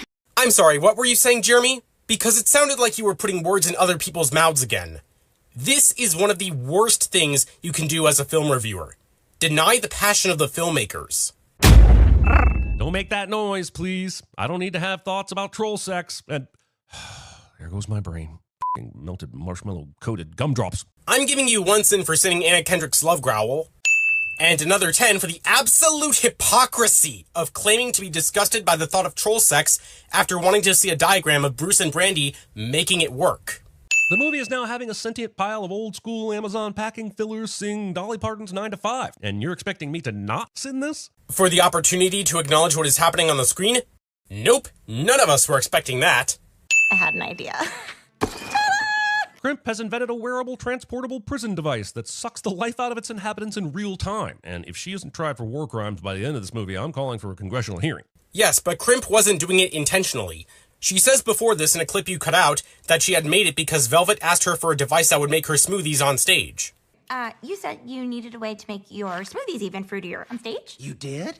Yes, that is what I want. Go on. Well, I had an idea. Also, I'm well aware that the movie will try to make it sound like she thought she invented it for fruit, but the fact that the openings are perfectly designed for the existing diamond prison to be inserted says otherwise. So don't you claim that smoothie ignorance. You knew what was happening, or it wouldn't have worked, and history will judge you for it. The only one claiming ignorance is you. This sin proves that you saw the clip that I showed, but decided not to include it in your video. And you're accusing Crimp of something she didn't want to happen, as shown in another clip that you cut out. You said that it was for smoothies. It's called lying, Primp. Deal with me. If you use too much, you'll kill him. The plum that I tested turned into a prune. What most likely happened was that Velvet provided Crimp with the design specifications to make this device, explaining why it can fit the diamond bottles. So, how was school today? Stop attacking me! Kids. Jeremy expresses his disdain for kids cliche. We're a total veneer household. They're the ones who have Floyd. It's gonna be hard to separate the art from the artist. This f***ing laugh. Thunder drawers. Sentient stench ghosts. Pointing things out on the screen cliche.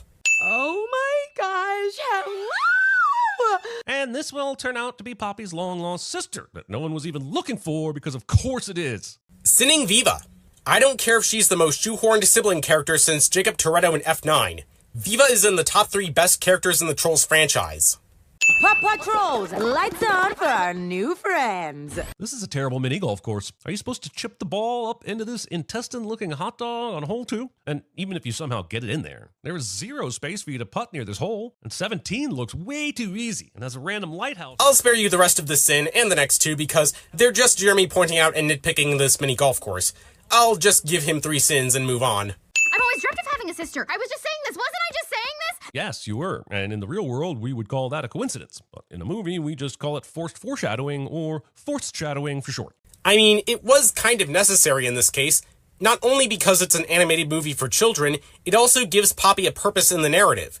Poppy's connection to Viva ties into the movie's theme of family and gives her a reason to grow as a character so that she's not just tagging along to help Branch find his brothers just because she's his girlfriend.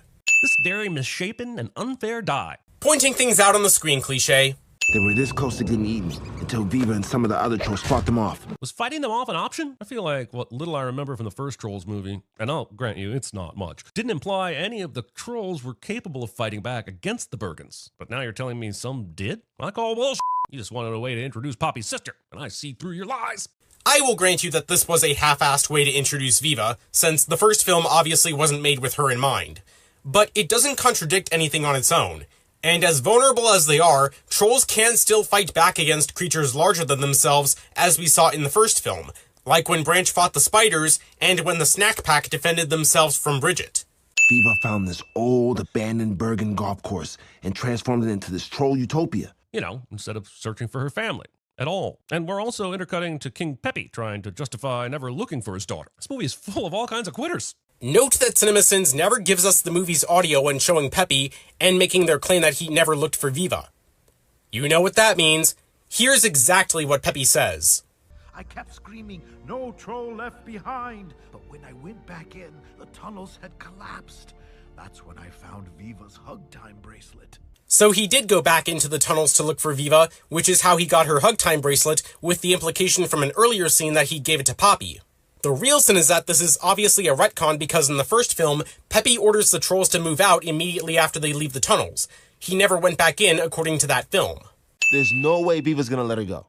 What? What are you talking about? Like I said, she's got some stuff going on, man. Reducing false imprisonment to some stuff going on. For reasons I'll be explaining in the next sin, false imprisonment does not even begin to describe the stuff going on with Viva.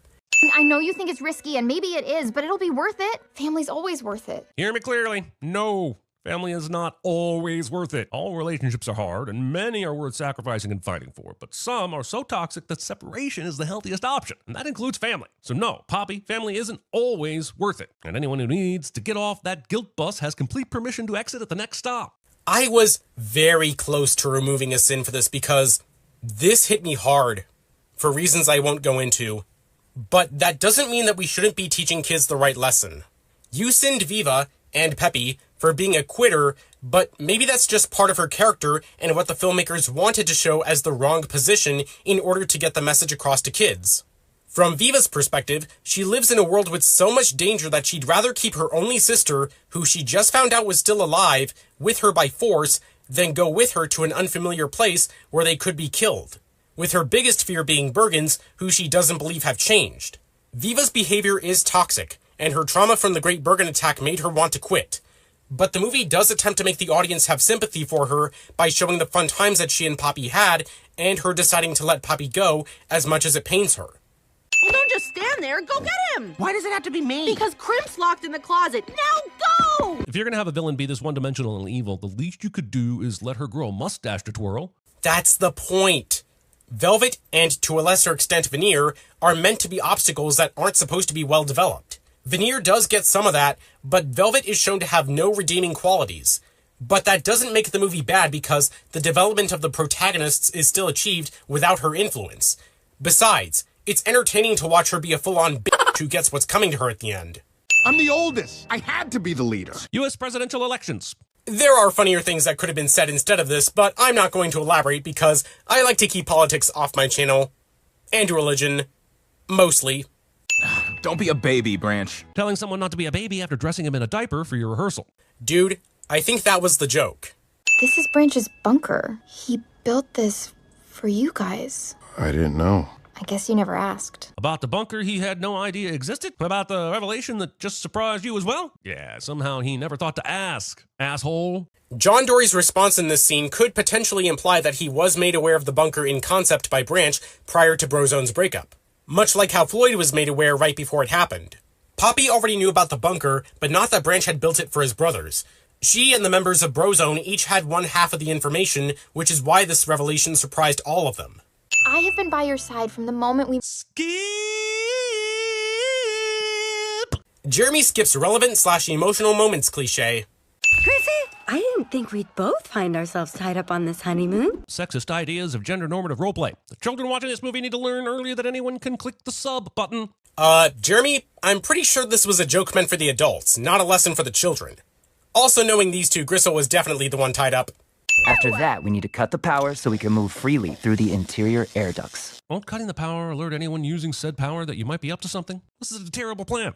Assuming that people who want to antagonize you are the only reason power outages happen. In other words, Jeremy doesn't know that squirrels like to chew on electrical wires. Also, wait, what was that? Be up to something? This is a terrible plan. One more time. This is a terrible plan. This is? It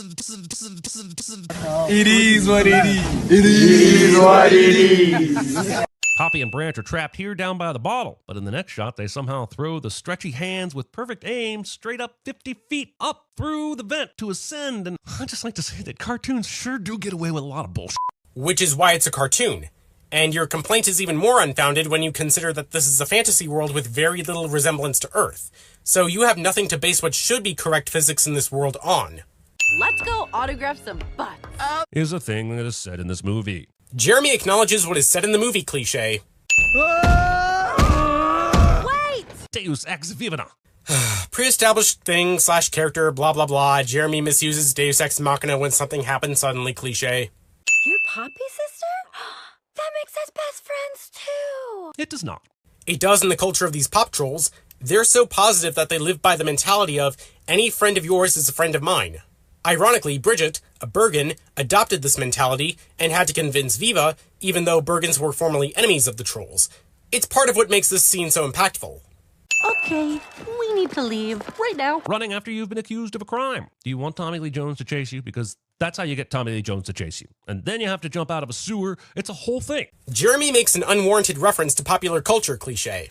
Not only are they stealing talent from Brozone, now they're stealing my Rainbow Road strategy from Mario Kart 64, you bastards. Dude, it wasn't your strategy. The Rainbow Road shortcut has been known in gaming culture for decades. Hell, it was even referenced in the Super Mario Bros. Movie 7 months before this movie came out. Locating an accelerator button on the roof of your vehicle where anyone that's dancing up there could just accidentally step on it. Locating? You mean placing. And considering how adept they are at dancing, thanks to that rehearsing you send them for, they would have known how not to step on this button until they needed to do so. Tiny, give me the thing. Oh, that's good. Driving while under the ringfluence.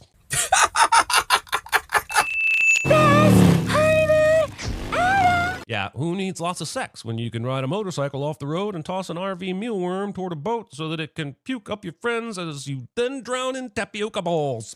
But they didn't drown, as we find out later, so they're still going to be having a lot of sex. Oh yeah, and Jeremy acknowledges what is happening on the screen cliche. I can't play the music for you, but trust me when I say that the final line that breaks this diamond is sung in unison, not harmony. Maybe it's some sort of metaphor about unity, but your metaphor, I was promised diamond-shattering harmonies, you bastards. By definition, being harmonious does require singing in unison.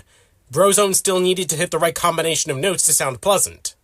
Come on, man, wake up. He thinks I'm invested enough in these characters to believe it has the guts to kill one of them. See, you couldn't even commit 60 seconds to the possibility that Floyd was dead. Even Shazam 2 kept its character death going on longer than that. These are a double sin on account of you knowing that Floyd doesn't die here. And sure, it was predictable that he'd survive, but the characters still needed to complete their arc of learning to be a family again. Branch, I'm sorry we didn't get to see you grow up, but I'm excited to get to hang out with you now. Only one of Branch's brothers apologized for abandoning him. How do you know John Dory and Bruce didn't apologize to Branch off-screen? Clay could have just been the last one to do so. Now get up here and sing with us! Viva, get up here! We're in the band! We? Lover Troll did not invite Viva. Way to make it weird, Poppy. I mean, is Branch in any position to tell Poppy no? She is the sovereign leader of the Pop Trolls and his girlfriend. If Branch didn't let Viva join the band, he ain't getting any... This movie exists.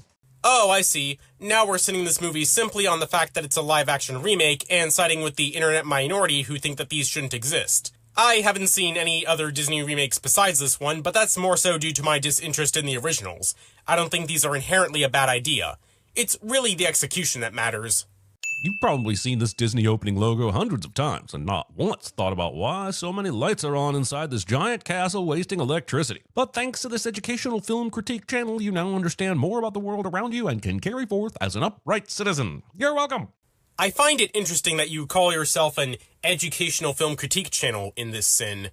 When I first discovered CinemaSins way back in the day, I was under the impression that you were a channel that primarily focused on educating viewers about actual mistakes in films, like continuity and visual errors.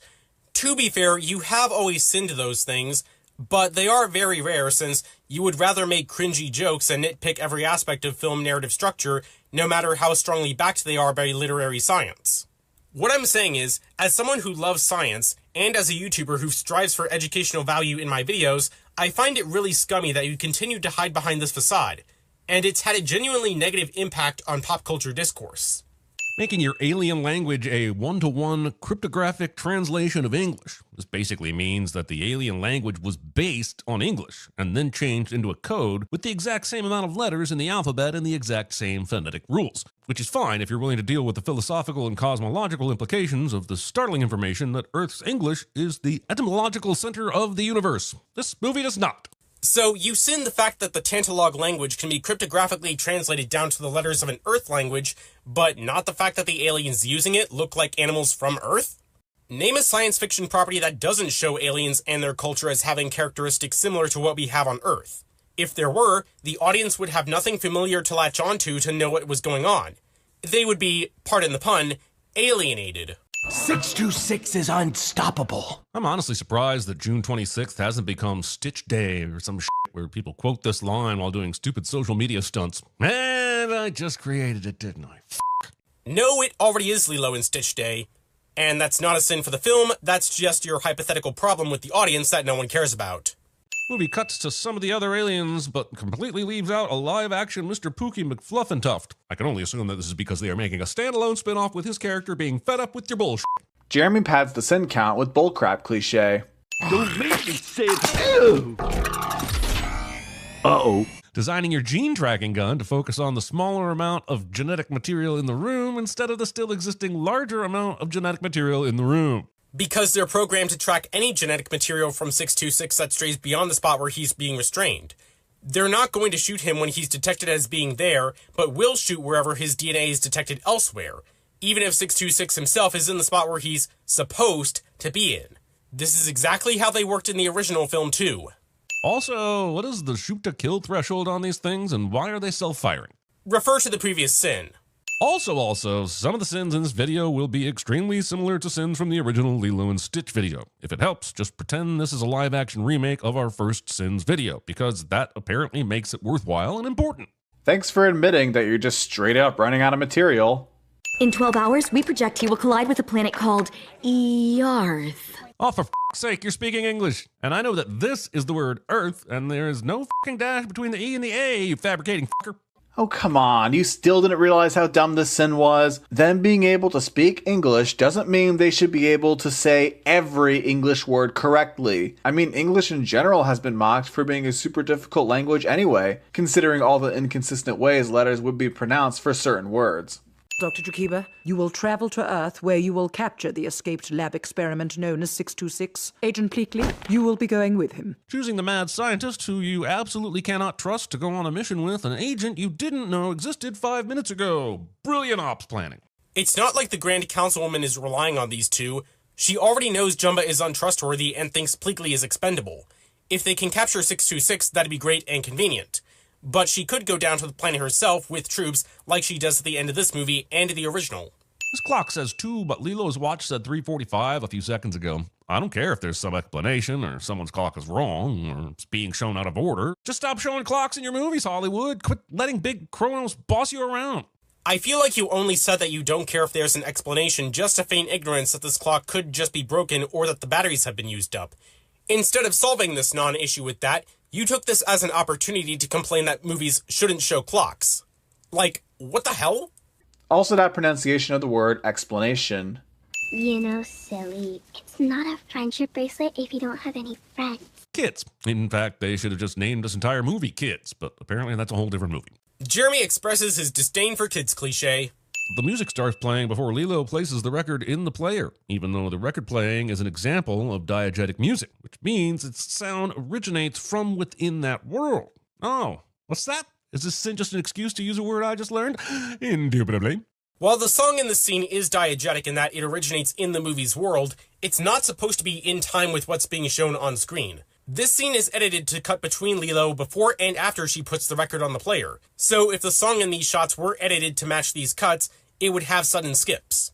And now this record is not spinning in the overhead shots, but is spinning in the floor shots. Movie doesn't know how to vinyl correctly. I can't hear you. It's really weird. Turning up the volume on a record that is still not spinning.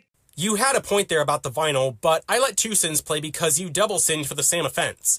I'll give just 1 sin instead of 2 this time, but this isn't the only time that you double sin in this video. Smoke, Nani! Who put that pot on the stove? Lilo's too short, and Nani has been preoccupied with making Capri Sun tea. Apparently, step stools don't exist. Oh, yeah. I've been practicing jumping out of my window. Geez, Disney, I know it's a 2025 update and everything, but not everything has to be a commentary on the political climate and its psychological impact on the United States population. Political climate? What the hell? And this isn't necessarily an update aside from splitting Cobra Bubbles' role into 2 characters. The original also had a scene where Nani was under pressure to convince a social worker that Lilo was being raised in a safe environment. You're gonna need that health insurance for when I kill you! That's not how health insurance works. What even was the sin here? You literally just stated a fact and raised the counter. That wasn't even a joke or anything, so what was the point? Lottie, what you doing here? Having a second chance at not including this superfluous, distracting romantic subplot and deciding to keep it anyway. I mean, while it is superfluous in both films, it's given less attention in this remake, so it's not doing any more harm than before, which, in my opinion, it never was. Also, I know why you're showing this part of the scene the way that you are. You're hiding the existence of Tutu as an important character in this film until you absolutely have to sin her impact on this movie's ending. Warning. Guidance not fun. Warning. Movie had to have its can't believe this ship is headed directly toward a tiny island and a giant ocean joke earlier, and now that Stitch is destroying the guidance computer and clearly altering this ship's course, I'm left to wonder how he still hits that same plot-convenient island. Because he's already really close to Earth and there's nothing to knock him off course. He's about to enter the atmosphere anyway. I wish upon a star. Disney character has to wish upon a star because Geppetto did that bullshit 85 years ago, and now we're stuck with the cliche. Jeremy invents a cliche that he'll only ever use for this one-time cliche. You know, I'm right so often, I don't even enjoy it anymore. How I feel directly after I write a CinemaSins script somehow makes its way into the script. I feel like you included this sin specifically to annoy people like me and Grandtamias. What the hell? I know, right? How is he even pushing the go pedal? You'd think the movie would at least show us how he lodged something in there to keep it down, like a stick, or a rock, or a discarded sex toy. I mean, it's possible he still could have done that off screen. Also, Jeremy makes a disgusting remark that no one asked for a cliche. Disney character has to fart in the tub because Pumbaa did that bullshit 30 years ago and now we're stuck with that cliche. Jeremy invents a cliche that he'll only ever use for this one-time cliche. It's called vacation. Once every solar year, the human migrates to go see a sunlight and drink celebratory poison. Some humans, not all. Can't remember the last time I had a vacation, or even some celebratory poison, not counting Del Taco. After consistently making Sins videos every Tuesday and Thursday for over a decade, I think you really need a vacation, Jeremy. You watched the video I sent you, right? The walking video? Yeah, but I didn't know it was gonna be like this. Disney character has to learn to walk on legs like it's super hard because Ariel did that bullshit 35 years ago and now we're stuck with it cliche. Jeremy invents a cliche that, f it. Humans have never seen a portal before. Untrue, and you can expect a patent lawsuit from Aperture Science any day now. Arbitrary video game reference. Breaking news on a strange situation last night. A local tour bus ran over an unidentified wild animal. This movie literally just put its convenient news position in an elevator. Honestly, you have to respect how few shits were given to make this call. Jeremy, screens in elevators are a thing in real life, and they can play the news. But it makes them happy. It makes them have diarrhea. Thai food. That's Quizzinist. Highly advanced race of aliens are armed with tranquilizer darts? Did they stop at the International Bass Pro Shop on the way? Jeremy thinks Bass Pro Shop sells tranquilizer darts. And did you seriously type and say international instead of intergalactic? Adorable animal posters that basically say, you better take this dog with you or we're going to kill him. So, like, real adoption posters?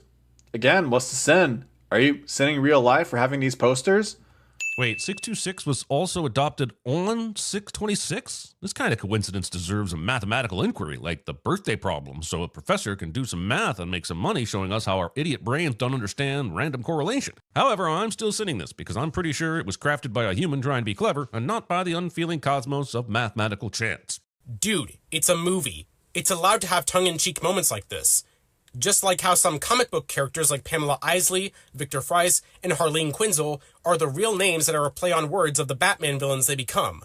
Walking casually into the shark's house and throwing bits of their ceiling everywhere. Jeremy has never been to the beach. Probably because he lives in landlocked Tennessee. He really needs that vacation. Wait, Lilo! Now I have to stitch that up. Winning the battle for the most forced retroactive character naming origin when we were all content to just let Han Solo hold that title forever. Nah, and Han Solo thing was way more forced. What?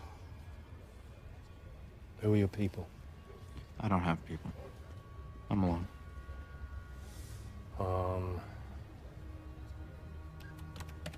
Solo? Why do I have to be at your work? I'm 6. She's off by herself most of the time anyway, so it doesn't make sense to actually care about her whereabouts now. Jeremy, did we not have a full scene earlier of a social worker visiting the Pelicais and evaluating how bad of a job Nani was doing at taking care of Lilo? It's clear that she's taking this a lot more seriously now and is not allowing Lilo to go off on her own without adult supervision. Especially not the supervision of that adult you cut out! Wait, it's moving. Come on, come on. You guys had all day to track down Stitch, but only get there as they're leaving? Jeremy, you showed earlier that Jumba had to drag Pleakley around after accidentally shooting him with a tranq dart, slowing them down. However long Nani's shift was before getting fired was at least how long it took them to get there on foot. Trying to stoke my Will It Blend nostalgia without having the decency to use a BlendTech blender. Arbitrary YouTube reference. The people at home who give you lots of hugs and kisses and they're there for you, even when... Lilo and Skipch. Jeremy skips relevant/emotional moments cliche. Island that Lilo previously said had no big cities includes this big city. Yep, this is an actual sin. This movie is nominally set on Kauai, an island which has no large cities, but was filmed entirely on Oahu. So the filmmakers forgot to edit the Honolulu skyline out of the shot. Nice catch, CinemaSins. Hey! What are you doing? Trying to capture Stitch. They're on a jet ski, following dangerously close while firing tranq darts, and you're not going to notice any of it, but hey, everyone knows surfing removes your peripheral vision and the ability to even slightly turn your head to the side. Says Nani couldn't turn her head to the side after showing that Nani turned her head to the side. Besides, she's not going to notice these two people trying to capture Stitch when she's already trying to concentrate on keeping the surfboard balanced while Lilo is in front of her and Stitch is moving about on it. And there's now a super loud jet ski next to them. This ends up being too much, which is literally the reason Lilo almost drowns here.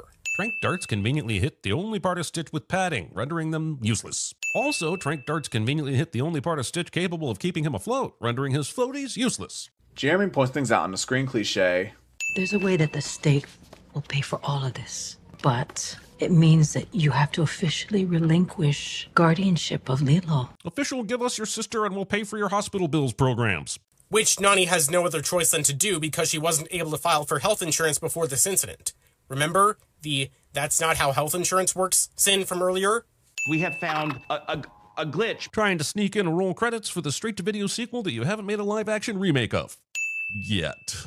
This is almost certainly supposed to be just a small nod to Stitch has a glitch, and Disney has no plans to remake that film.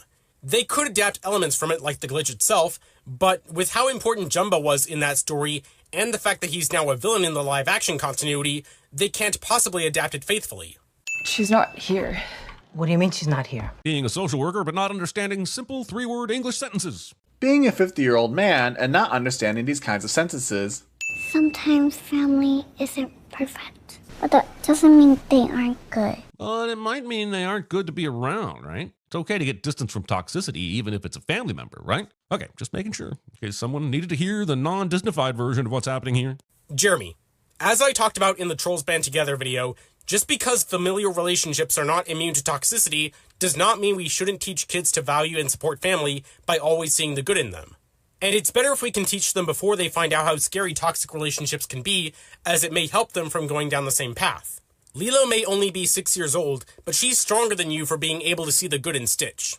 Do you have anything else to say? Taking your eyes off the creature of havoc and destruction that you created so you can chastise a Doberman for no reason. Jeremy acknowledges what is happening on the screen cliché.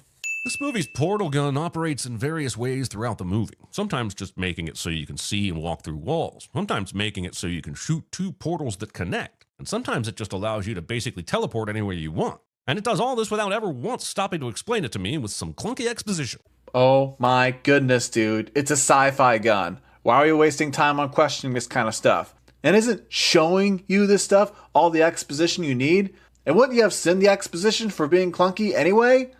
If you care about this little girl at all, you'll leave her here. That's right, the old leave 'em 'cause you love 'em sacrificial trope. Even kids' movies aren't immune from the classics. It still makes sense, doesn't it? Not Jumba is telling Stitch to leave Lilo so she doesn't get hurt. It's a trope, yes, but it works. I wouldn't say that to her face. Having 4 eyes and still not seeing Lilo has joined you in the room. Because Jumba is currently acting like you when you look for sins in movies. Not so fast, pizza face. Saying your one-liner before your heroic action. This isn't the 80s anymore. We say the one-liner to the bad guy's corpse now. Actually, this is a subversion of that trope, as Lilo presses a button that does nothing to help the situation, considering she doesn't know how spaceships work. And Lilo was vaporized by the crash. What a gruesome way to end a Disney movie. Poor kid. I'd say there are worse ways to die in a Disney movie. Remember Scar getting mauled to death by hyenas in The Lion King? The implication is really gruesome if you know anything about hyena hunts in real life. Yep, I'm the guy calling bullshit on this emotional rescue. I mean, she's underwater for over a minute, which is totally possible, though unlikely considering her exertion of carrying an alien-shaped heavy bag. But it's actually the distance she's covering that is more ridiculous. Telling me she covered that amount of ocean floor in just over 60 seconds? Have you ever tried to walk underwater with a weight? Even if it were on land, that's, what, 400 meters? The world record in the 400 is 46 seconds. And you're telling me she did it underwater in 65? Stitch is dead. Nani is dead. Everyone dies. The end. Okay, first, this is far less than 400 meters.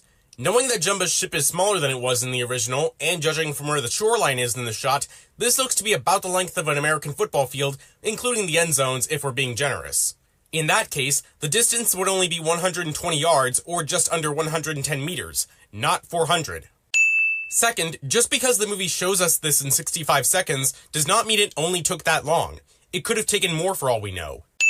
Third, Kate Winslet was able to hold her breath for over 7 minutes while filming Avatar: The Way of Water, so Nani should be well incapable of holding her breath for more than a minute while carrying a heavy object underwater, considering she has trained for this very thing as shown in a scrapbook earlier that foreshadowed this ending. This was during the emotional moment that you skipped, by the way. And fourth, sinning this scene that genuinely rivals any scene from the original. Yes, I'm dead serious. And it made for a hella cool intro, so 50 sins. Jump-starting your dead alien dog friend. Saying what's happening on a screen cliche. No! Hey, leave him alone! You're not even cuffing him properly. Stitch has 2 sets of arms, which the Federation and the movie as a whole seem to have forgotten. I agree that the Federation should have thought to cuff his secondary arms too. But the movie does not forget about them, as Stitch is seen scratching his ear with one of them in the scene after this. Can Stitch say goodbye? Yes. Come here, Stitch. We're gonna miss you. Nani ruining this touching moment by not knowing how tall the CGI insert would be and deciding to Stitch scritch the air above his head a couple times. Show it again. She's petting empty space. It's the simple things. Another sin I agree with, but that laugh. So I'll give 9 instead of 10. A sentence that will be henceforth served here on Earth. Lilo. She did it again. Slow it down this time. It never gets old. Double sinning for the same offense, and that laugh again. No discounts this time. No one else on the island reports this giant leopard seal print spaceship cloud hanging over the ocean. How do you know that no one else noticed? What if Lilo came to live with us? Oh, no, Tutu, that is way too much. That is... Smiley already said yes. Making backroom deals for custody of your neighbor's child. Yeah, because Tutu is not just a neighbor. She's Ohana, as she said earlier. You need anything, you just ask, okay? We're not just neighbors, you know. We're Ohana. This is why you cut out most of her appearances in the movie up to this point, and I have never seen CinemaSins manipulate a movie to this extent. So I'm giving this 10 sins.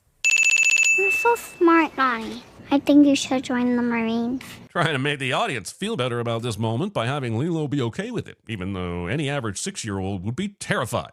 But Lilo is no average 6-year-old. As I mentioned in Captain Vader's video on the animated film, there's a very likely possibility that Lilo is autistic. So the way she processes emotions and comes to terms with the absence of certain figures in her life is going to be different to how a quote-unquote average kid would. I missed you too, Stitch. Aww. Your reaction to this perfect ending. Every change the movie makes here is better. Jumba stays a villain and gets taken away, which makes much more sense. Lilo finds safety from Nani's incompetence while staying with people she knows and loves. And Nani attempts to get her shit together by going to school and pursuing a solid future. The movie doesn't break Ohana, it expands it. And now I have to sin you, because the internet is a bunch of crybabies who don't want their precious nostalgia sauce ingredients changed. Unlike me, who has been a steadfast example of reason and temperance, and a shining example to all my whole life. Suck it, losers. First of all, every change, even Bubbles not being a badass. Second of all, you just straight up say that you thought Jumbo was a villain in the original. He wasn't. The evil genius title was just that, a title. Third of all, Nani's incompetence. Are you seriously still trying to sell this idea that she was a terrible human being, which I added 100 sins for? And you implied that she never got her stuff together, but she tried. She spent the whole original movie trying. On the other hand, thank you, Jeremy. Finally, someone of your position gets it. I even made an entire video detesting the claim from this movie's haters on the internet that it goes against the message of the original.